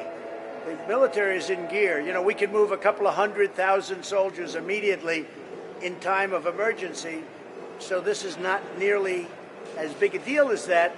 It's equally as important, perhaps, but it's not as tough logistically. But how would you prioritize it? I'll sit down with a lot of people and we'll figure it out. We're going to sit down with the military, and we hope to be in that position fairly soon. So rather than having the vaccine, doing the test, and then starting to gear up, we're taking a risk because, it could be that if something happened, but I don't think that's going to be. But in addition to that company, we have other companies that are very far advanced. And also, don't forget, therapeutics and cure. We're talking about a vaccine in this case, but therapeutics and cure. Frankly, that's my first choice because that would take care of people that are in trouble right now. Okay? Mr. President, on the issue of testing, there's been questions about whether you're satisfied or not with what the CDC is doing, the work they're doing, particularly the director, Dr. Redfield. Can you address that? Are you satisfied with the work of the CDC? I think they're doing a good job, a really good job in a very complex situation. We started off, nobody knew what the virus was. It came in from China. Nobody knew what it was. And frankly, I think they've done a really good job. I'm very happy about it. A lot of other people think they've done a lot of, great work. We're now up to, and this is beyond even CDC because we've done it between Jared Kushner and a lot of geniuses coming in from Silicon Valley and a lot of people, these companies where they could make ventilators and all. Look, what we did with ventilators is incredible because we geared up in a short period of time through General Electric, Ford, they're represented here at the top level, through other companies. We were at Honeywell the other day. They make masks. Who would think Honeywell is making a mask? But that's what they're making now, is a mask. It's a very high-tech company. They make the dashboards to an airplane and lots of other things, and now they're making masks. Our company's geared up so quickly, so fast. Honeywell opened a plant in 3 weeks from literally 0 to open making masks in 3 weeks. So it's been an incredible achievement. There's never been anything done like this since the end of World War II. You said a number of weeks ago, we can't let the cure become worse than the disease. Where are we in that calculus? I think I was the first one to say it. I don't know. Would you say that I was the first one? But you can't let the cure become worse than the problem itself. I think I think the governors have to start opening up. We now know the disease. We know the weaknesses and the strengths. We know that older people are affected gravely, and younger people are not affected gravely, frankly. You look at the statistics, it's incredible. And we know that we have to protect some people much more so. I think a lot of the governors have done a very, very poor job on nursing homes, but they've done a good job on other things. I know every governor. I can grade every governor. But we've made a lot of hero governors. We've done a great job for the governors, and my relationship with them in almost all cases is very good. And remember this, one of the beauties we were just talking about, not one person who needed a ventilator didn't get a ventilator. But with another 2.4 million people claiming first-time unemployment insurance benefits today, how close are we to the cure being worse than the disease? I think that a lot of these states are going to, the ones that are sort of sticking to a certain very rigid pattern, I think they're going to stop. I don't think the people are going to stand for it. This is a country that's meant to be open, not closed. And we did the right thing, John. We saved millions of lives, millions and millions of lives. You would have had anywhere from 1.5 million to 2.5 million, 3 million lives. Think of it. So if we were at 100,000, instead of 100,000, multiply that times 15, 20, or 25, it wouldn't have been acceptable. It wouldn't have been sustainable. You couldn't have done it. So we've called it right, and now I want it open. And we're going to open, and if there's a fire, an ember, a flame, someplace we put it out. But the people have done a great job, and General Electric, Ford, and all the other people that work with them have done fantastic work. And Honeywell, again, I was there last week, but Honeywell, they've done fantastically well also. Okay? Thank you very much. Smaller fires, these pockets of the virus cropping up. Are you concerned about a potential second wave of this virus? People say that's a very distinct possibility. It's standard, and we're going to put out the fires. We're not going to close the country. We're going to put out the fires. There could be, whether it's an ember or a flame, we're going to put it out. But we're not closing our country. Thank you very much. To replace Dr. Redfield, or is this No.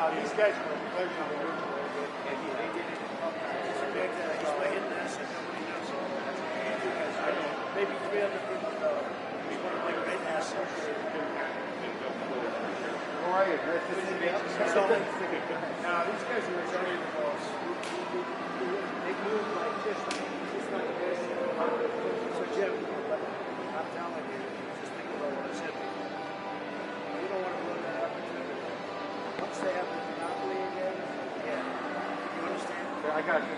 Thank you. It's not every drop, of course, you make it $1. Honestly, it's ridiculous.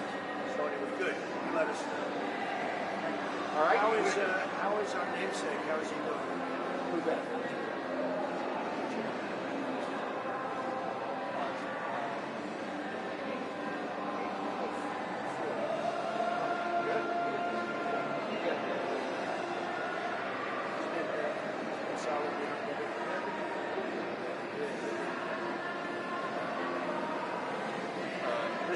This is it? Well, we have the stamp for the rest of these. There you go. I think that's you. This is, yeah, me, this is me. Go ahead, Jim.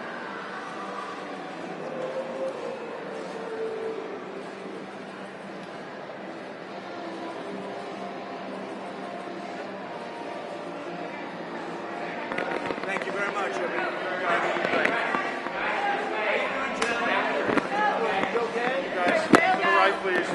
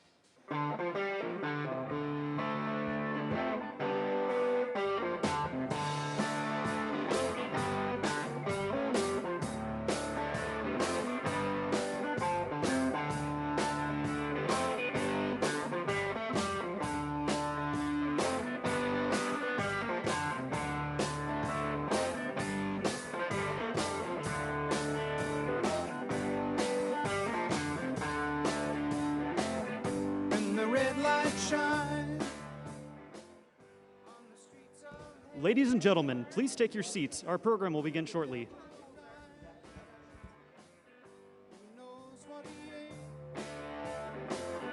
It's a simple thing, trying to stay afloat.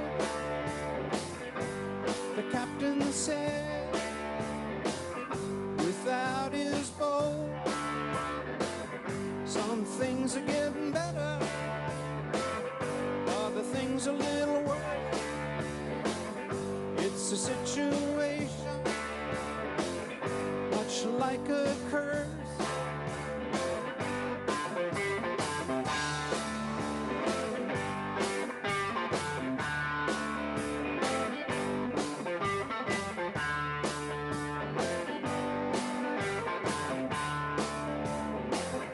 It's the devil's sidewalk, it's the devil's door.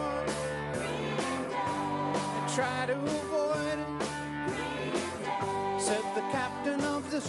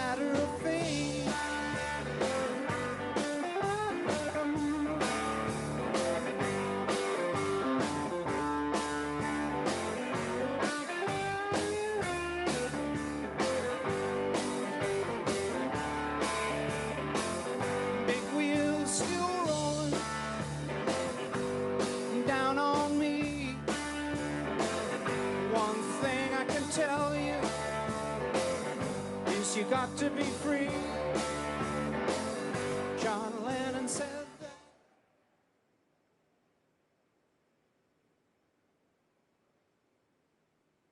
Ladies and gentlemen, please welcome Ford's Rawsonville Components Plant Manager, Angela Weathers.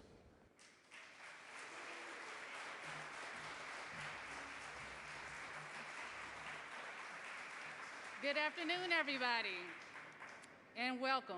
My name is Angela Weathers, and I'm the plant manager here at Ford's Rawsonville plant. It's great to have you join us today, and thank you for coming to Ypsilanti to honor the work that we have been doing. Service to our country and our company runs throughout our veins, and when this crisis began, we all wanted to find a way to help create the equipment that the country needed to win. Our team has stepped up and worked tirelessly for a common cause. Our workers, both hourly and salary, have done their very best to put safety first, to stay safe, strong, and on the job. I do want to take a moment to ask our team members to remember all of our healthcare workers, first responders, essential workforce who have given their lives in order to serve and protect the public during this extraordinary challenge in our country. It has been a privilege leading this team, and I'm so proud to be part of the Ford Motor Company family, led effortlessly by Bill Ford.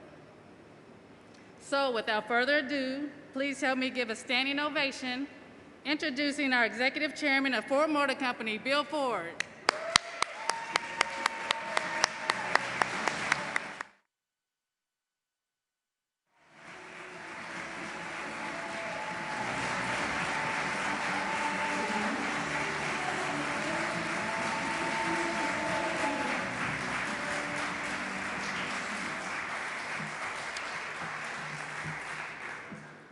Well, hello, everybody, and thank you so much, Angela, and thank you for your tireless leadership.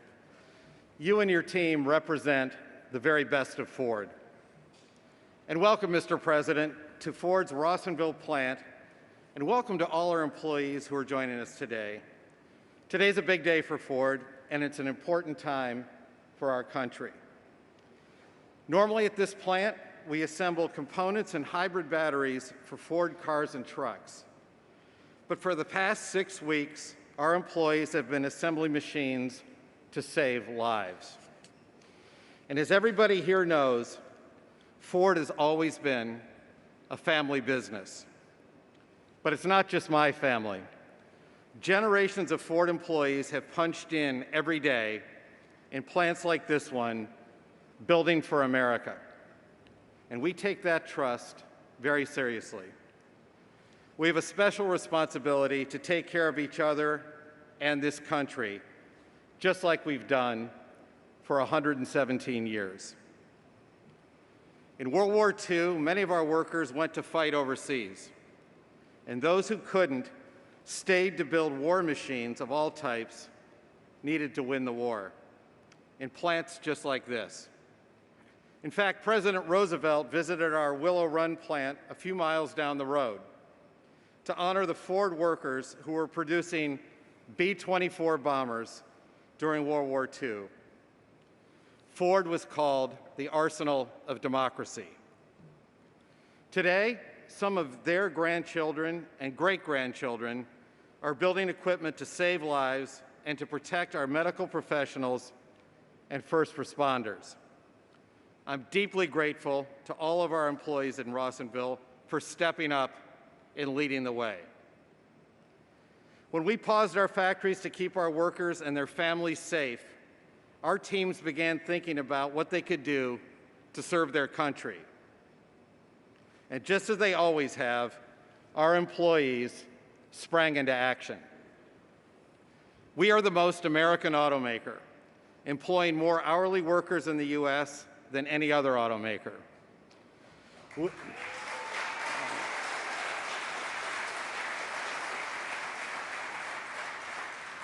We assemble more vehicles in America than anyone else, and we invest more here. And that's why, at a moment's notice, we were able to shift gears and put our manufacturing expertise to work, producing life-saving medical gear and equipment. By tapping our spirit of innovation, Ford engineers worked with 3M to design powered respirators from sketch to production in less than 40 days. And working with GE Healthcare and the UAW, we plan to manufacture 50,000 ventilators right here in this facility.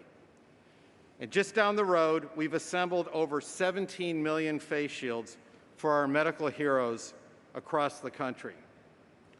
That's what manufacturing can do. And that's why a strong manufacturing base is critical for our country. And thank you, Mr. President, for your support of American manufacturing. This week, many of our assembly lines restarted again, with Ford workers building the cars and trucks America depends on, like the F-150 and others that you see in this room. Actually, I think this one might make a pretty good presidential limo. But here's what I want all of our employees and your families to know. We put as much care and attention into developing our plan to return to work as anything I've been involved with in my 40 years at Ford. We consulted the best medical experts, we rethought plant layouts, and we employed technology that will help keep all of us safe.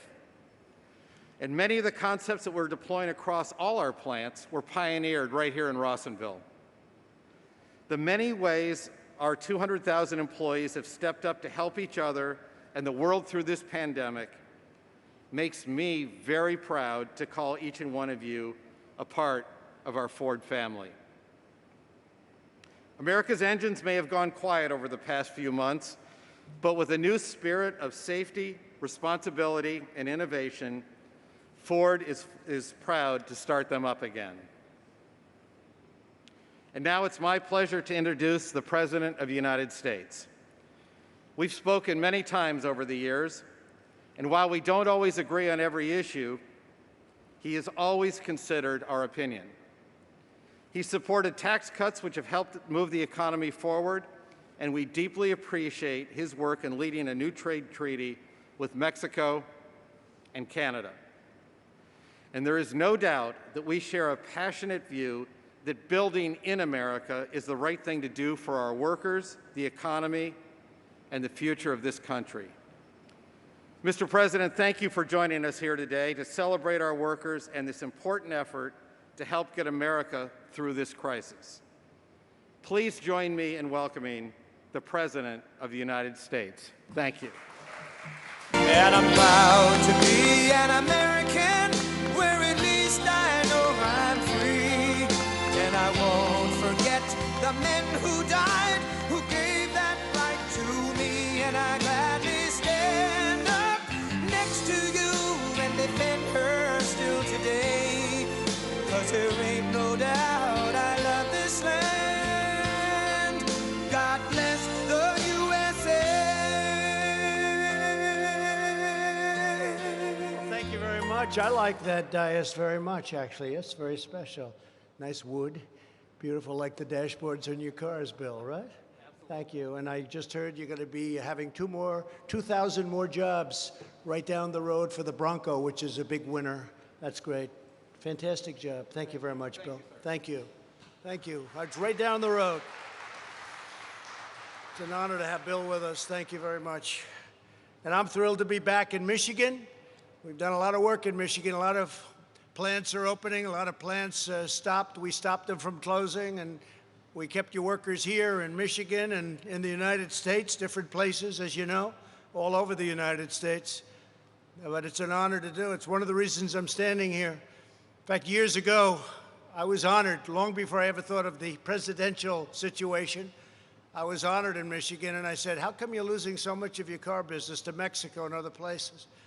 And I asked that question very innocently. It was probably 10 years ago. The Man of the Year, they named me Man of the Year in Michigan. And I said, what's going on in Michigan? And we've stopped it. And thanks to a lot of great companies like Ford, a lot of things are happening here. And that's why I'm so honored when Bill mentioned the plant that you're going to be doing 2,000. And it's also a great success, the Bronco. So that's really, really big news. Thank you very much. Thank you. And I'm honored to stand on a factory floor operated by the incredible workers of Ford Motor Company. You really are tremendously talented people. I know it. I'm not sure everybody in the world knows it, but a lot of people do, and they're all going to know it after this speech. But you are really talented, great people. Thank you very much for doing a great job. We know what it takes. Few people have that ability, few. In our nation's war against the invisible enemy, the hardworking patriots here today answered the call to serve. You proved that the American worker is built Ford, and you're built Ford tough. A great expression. You still use that expression, I think, Bill, right? That's a great expression. And let's see, can I use it for maybe myself? Built Trump tough. I don't know. They may say that's a takeoff. That's no good. You can't do that. And you've made really America proud, and you've made Ford proud. And America is very proud of Ford. Right here at the Rawsonville component plant, you're building a great medical arsenal to defeat the virus and cement America's place as the leading manufacturer and exporter of ventilators anywhere in the world. We're now getting calls from other countries, many other countries, both friend and foe, believe it or not. We get calls from foe, and we want to help them out too. And we're making thousands and thousands of ventilators. And I think we really sort of started right over here. We got a call very early on from Bill and the group. And this is incredible what's happened and what you've done. With your help, not a single American who has needed a ventilator has been denied a ventilator, not one.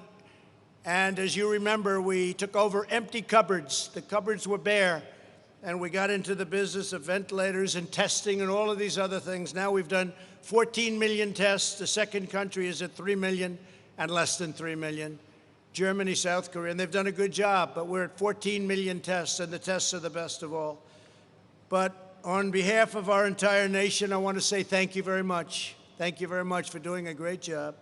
Driven by the love and sweat and devotion of everyone here today, we're saving lives, we're forging ahead, and as of this week, the beating heart of the American auto industry is back open for business. That started right away, didn't it? It starts right now. And you have all those supply chains coming in. They're going to come through, because if they don't come through, just build the product right here, okay? Because, you know, that can happen too. But we heard that. It's a big story that we're starting with the cars now, and it's going to be a big success. In addition to many wonderful UAW workers, we're joined by Secretary Ben Carson, who's done a fantastic job. Where's Ben? Ben is here. Thank you, Ben. Where is he? Oh, there he is. Hi, Ben. Thank you, Ben. Thank you.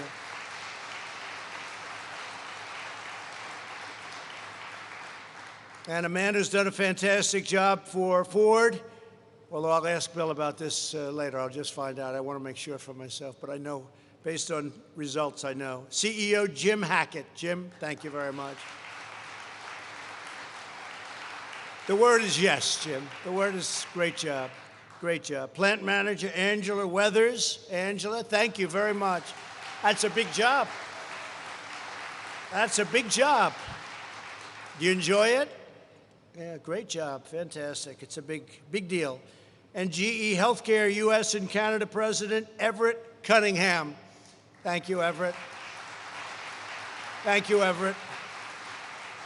Before going further, let us send our love to all of the families that have been displaced by the flooding near Midland. I spoke to your governor this morning, and we've sent some tremendously talented people out here. We have FEMA, and we have the Army Corps of Engineers, and they can do things that, frankly, nobody else can do. The Army Corps of Engineers, what they do, so they're very good at rebuilding dams that are busted or blown up, or for whatever reason, bad things happen. But Americans are praying for central Michigan. We're going to take care of your problem. The governor and I had a great conversation this morning, and at the appropriate time, I'll go and see the area that we'll be fixing. We're going to help you out. We signed an emergency declaration very quickly, very, very quickly, and we're going to help you out very quickly also. In recent months, this state and this country have faced great challenges. Here in the Detroit area, you were hit hard by the virus, very, very hard in this area. As one people, we hold in our hearts the precious memory of every person that we have lost. And we've lost too many. One is too many. We lost too many. It came in from China, and it should have been stopped in China. They didn't stop it. They should have stopped it. And as one grateful nation, we proclaim, God bless our healthcare workers. They've done an incredible job. They're like warriors. They're like warriors. I want to thank all of the nurses and doctors. Because of the virus, Ford was forced to stop automobile production for the first time since World War II. That's something. But you did not despair. Your company leadership called up the White House and asked the most American of all questions, how can we help? True. I said, that's nice. That's very nice. Every one of the workers in this project volunteered to take part in the greatest industrialization and mobilization project that our society's done, the American people have done in our lifetimes. The company founded by a man named Henry Ford, good bloodlines, good bloodlines. If you believe in that stuff, you got good blood. They teamed up with the company founded by Thomas Edison. That's General Electric. It's good stuff. That's good stuff. And you put it all together. They're all looking down right now, and they'd be very proud of what they see. You began the production of 50,000 life-saving ventilators, a number that if you go back just 2 months, I would say, most people would say it would be impossible to believe. The media's back there, and they would have said a couple of months ago the creation of that many ventilators would have been not a possible thing.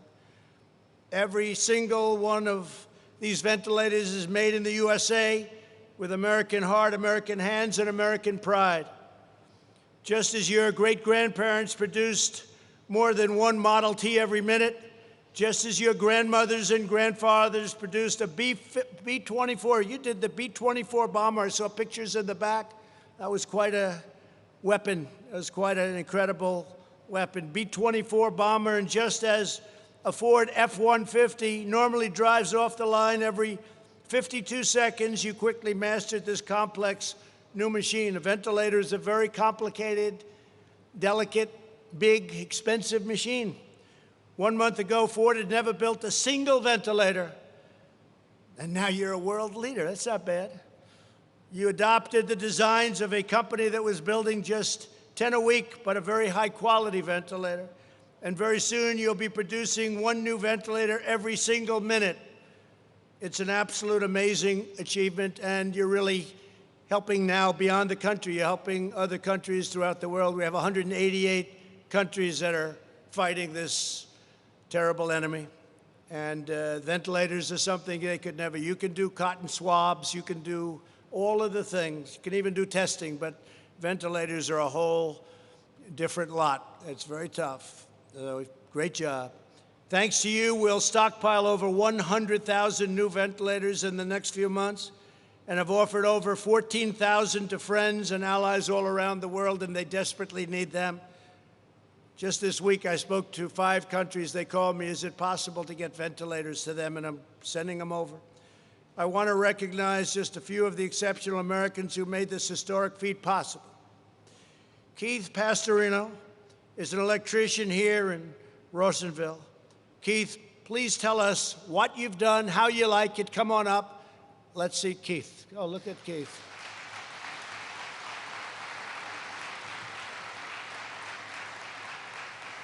Thank you, Keith. I'd love to grab him and shake his hand, but I guess we can't do that, can you? Well, on behalf of Ford and the UAW, welcome, Mr. President. I'm Keith Pastorino. I'm an electrician. When I first heard the news that my plant was going to be building ventilators, it only took me a minute to get a hold of my UAW, and then I decided that this was my opportunity to serve my country. So on the first day as a volunteer, we went full speed, 7 days a week, 12 hours a shift.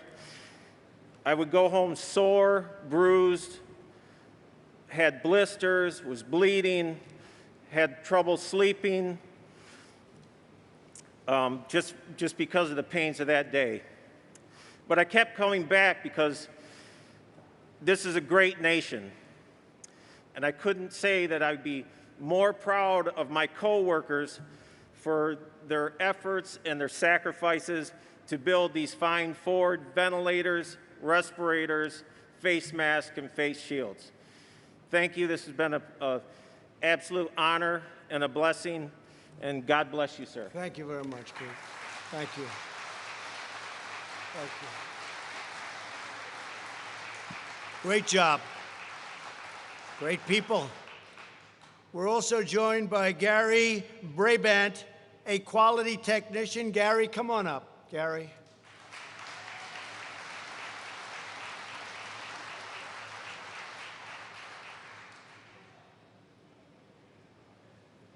Thanks, Gary.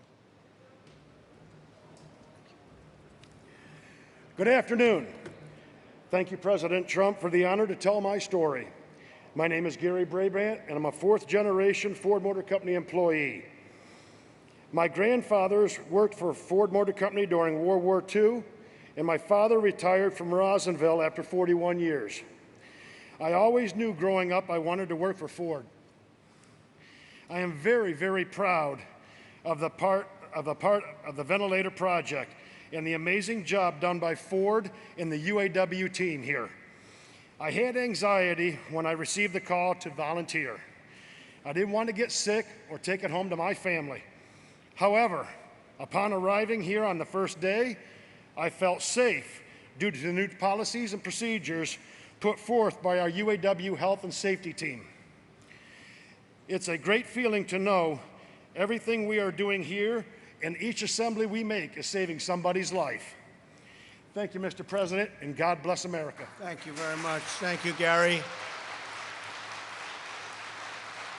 Thank you, Gary, very much.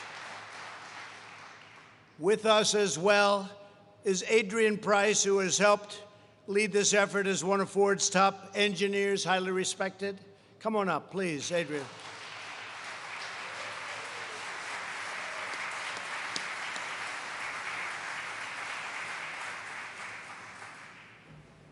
Thank you, Mr. President. Thank you. Really thank you for the opportunity to represent my friends and colleagues who've been involved in Project Apollo. I'm honored to be part of a team that over the last few weeks has been able to produce more than 17 million of these face shields, 13 million surgical masks, 32,000 pressurized air purifying respirators, and here at the Rawsonville facility, produce a ventilator every 60 seconds. These feats are a testament to the skills and capabilities of the men and women at Ford Motor Company and our UAW and other partners who have come together to do what we could do to support the battle against COVID-19. Ford Motor Company and its employees are always prepared to step up and do the right thing to support those in need, but most particularly in times of significant national crisis. I believe these acts are part of the DNA of our company and are inspired by both the Ford family and our continuing history of service. Personally, I'm proud to be playing a part in supporting the brave men and women who are on the front line every day, putting themselves at risk to help others. And as I stand here today, surrounded by these awesome American-made cars, SUVs, and beautiful trucks, I'm so pleased that our facilities and dealerships are safely in operation and serving the needs of our current and maybe future Ford and Lincoln customers. Thank you, Mr. President. I bought plenty of them. I bought plenty of them. Thank you, Adrian. Yep, I have a lot of those Lincolns. That's great. Thank you very much. The global pandemic has proven once and for all that to be a strong nation, America must be a manufacturing nation. We were bringing it back. 600,000 jobs. Previous administration said manufacturing, we're not doing that. It's gone from this country. They were wrong. 600,000 jobs until we had to turn it off. And now we're going to turn it back on like never before. You'll see numbers that you didn't even see the last time. We're going to rebuild it quickly. It's going to happen very quickly. We're already seeing indications of that. Larry Kudlow gave some numbers that were really inspiring this morning based on what we're hearing and seeing. True national independence requires economic independence. From day one, I've been fighting to bring back our jobs from China and many other countries. Today, I'm declaring a simple but vital national goal. The United States will be the world's premier pharmacy, drugstore, and medical manufacturer. We're bringing our medicines back.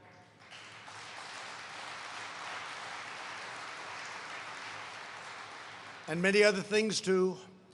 We must produce critical equipment, supplies, pharmaceuticals, technologies for ourselves. We cannot rely on foreign nations to take care of us, especially in times of difficulty.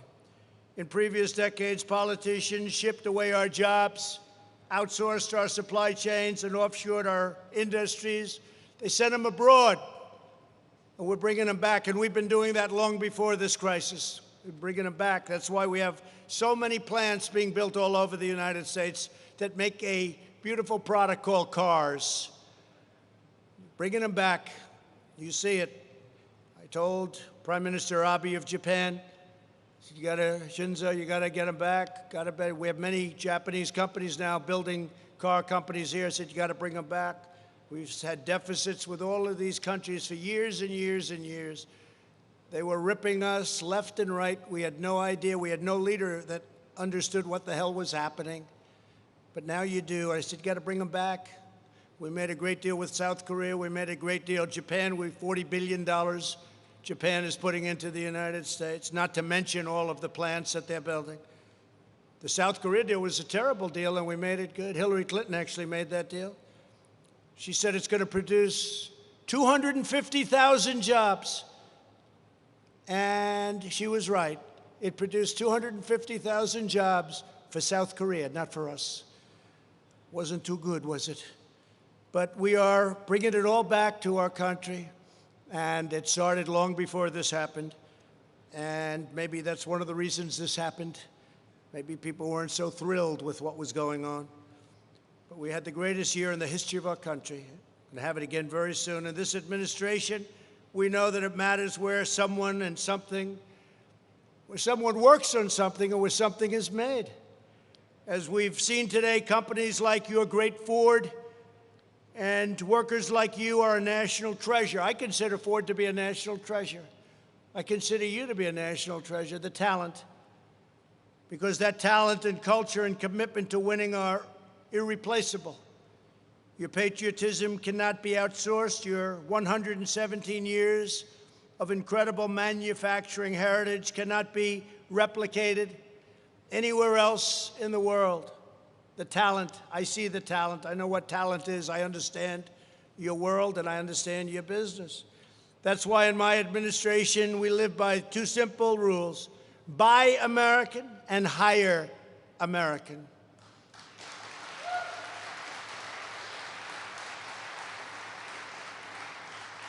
And we have another rule that you may have heard on occasion. It's called America First.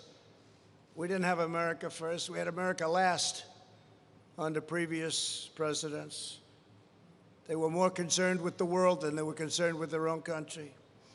My first week in office, I withdrew from the job-wrecking Trans-Pacific Partnership, which would have destroyed the auto industry. I don't know. I never asked you about that, Bill. I mean, I think you agree. Oh, you do? Would you please stand up and just nod that you agree? Your industry, Bill, would have been destroyed had that deal gone through. And not only yours, by the way, but other countries would have been very happy. So I don't know. I don't know how the hell these unions aren't endorsing Trump instead of the standard Democrat. A Democrat that doesn't even know where he is. We renegotiated the catastrophic deal with South Korea to preserve the protective tariff on foreign-made pickup trucks. You know, the chicken tax, they call it, right? You know what the chicken tax is? The most profitable thing you have. You know why? Because of the chicken tax that was expiring a year ago, and I got it extended. Because of that tax, it's one of the most profitable products. You live for that product, right? I kept my promise to replace the NAFTA disaster with a brand new USMCA, which is a fantastic deal for our country.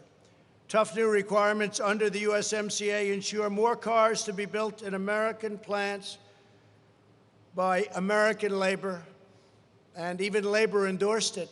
But you know, the big thing is you're losing all your car industry. You weren't going to have a car industry left. Now people aren't going to be moving back to Mexico. They're not going to be moving back, and you're going to have it the other way. At the same time, we preserve our relationship. Mexico's actually been very nice. Our border is the strongest it's ever been. We're up to over 200 miles of brand new, beautiful border wall, and that 200 miles is pristine. Nobody comes through. This is a serious wall. It's a serious wall. And it's incredible what we've done there, too. We had the best, among the best months we've ever had. And now when somebody comes across, we bring them back.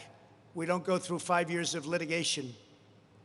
In the other days, or the older days, not so long ago, if they stepped a foot into our country, they ended up, you had to be Perry Mason. You end up in a court case. And it took years. You'd release them into the country by law. And then you say, come back in 5 years for your trial. And only the very stupid people came back, about 2%. They didn't come back. Why should they come back? They were released into our country. We don't do that.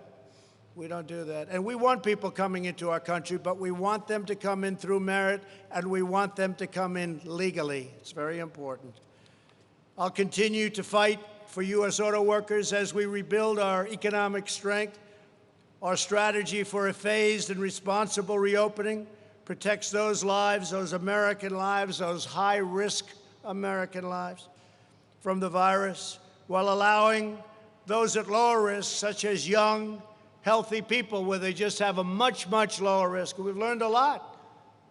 You're a certain age, you have a problem with diabetes, or you have a problem with your heart, you're a prime suspect for this horrible disease. It's a terrible thing. So we've learned that young people do very well, incredibly well. Older people, especially older people that have problems, they don't do well at all. So we have to protect those people. And we want to get everybody now safely back to work, and we're going to do that. I spoke today about our churches. Our churches are closed, and I said to CDC, I had a great conversation. I said, our people want to go back to church on Sundays. And our churches want to take care of their parishioners, their people that go to worship. And you're going to see something come out very soon about opening up our churches. A permanent lockdown is not a strategy for a healthy state or a healthy country. Our country wasn't meant to be shut down. We did the right thing, but now it's time to open it up. A never-ending lockdown would invite a public health calamity. To protect the health of our people, we must have a functioning economy. And as I said, and I'll say it 100 times, we're going to have an incredible year next year, right at the beginning. Even our fourth quarter is going to be very good. There's a tremendous pent-up demand, and that includes for your cars. Americans who need and want to return to work should not be vilified. They should be supported. Unlike many politicians and journalists, for those who earn a living with their own two hands, working remotely is just not an option. You don't have the option of doing that. Our plan emphasizes safety and protection for returning employees. I want to commend Ford, along with General Motors, General Electric, Fiat Chrysler, and so many other companies, a lot of them in this area, for blazing a trail to safely restart America's economic engines. You are demonstrating that we can open our country while taking precautions like social distancing, daily medical screenings, strict hygiene. You can get tremendous numbers of very quick temperature checks. Whoever heard they aim a camera right there and 2 seconds later they tell you your temperature more accurately than the old days where you put it under your tongue for 2.5 minutes. This is a little better. But you get temperature checks. And I want to thank you all for leading America back to work. You look at states like Florida, Georgia, and many others where the numbers have actually gone down. They're open, but their numbers are going down, and very substantially down. With your help and our policies, this country is poised for an epic comeback. This is going to be an incredible comeback. Watch. It's already happening. Within the next year, We are going to be exceeding any expectation. And I've had a good gut feeling about a lot of things, including running for president. I said, I think I could win. And I guess I was right. Everyone here today, and by the way, I think we're going to do better the second time, and it's very important that we win the second time, or everything that we've done, including manufacturing jobs, all this, is going to be not in a very good position. Everyone here today is the heir to a majestic and noble tradition. You walk in the footsteps of those who built the Motor City in the 1920s and 30s, who stocked the arsenal of democracy in the 1940s, and who set the standard for automotive safety and style in the 1950s and 60s and beyond, and even today. Bill was showing me some of those cars. It's incredible. I wanted to buy one, then I heard the price. I said, forget it. Said, I'll use one on occasion, right? But what a car that is, huh? What a car. Our friends and allies marveled at these triumphs of American industry, and our enemies learned that nothing can stop the strength and power and grit of the American worker, nothing. Just like generations of Michigan manufacturers before you, each of you has done your best for America in its time of need. You love your country. You love your country so much. Now you have a critical role to play in forging a new legacy of American greatness that will inspire and endure for generations to come. It's a very important time in our country's history, in our country's life. Because of you, the Ford name will forever stand as a symbol of American excellence, innovation, quality, and craftsmanship. And because of you, America will be strong and healthy and prosperous and free for many, many decades to come. I want to say very powerfully, very strongly, God bless you all. God bless America. I'm proud to be here. I'm proud to be with Ford. Bill, thank you very much. Everyone, thank you very much. We'll be back. We'll see you a lot. Good luck. John James, thank you for being here. We're going to have a great senator, John James. Thank you all very much. Thank you. Thank you.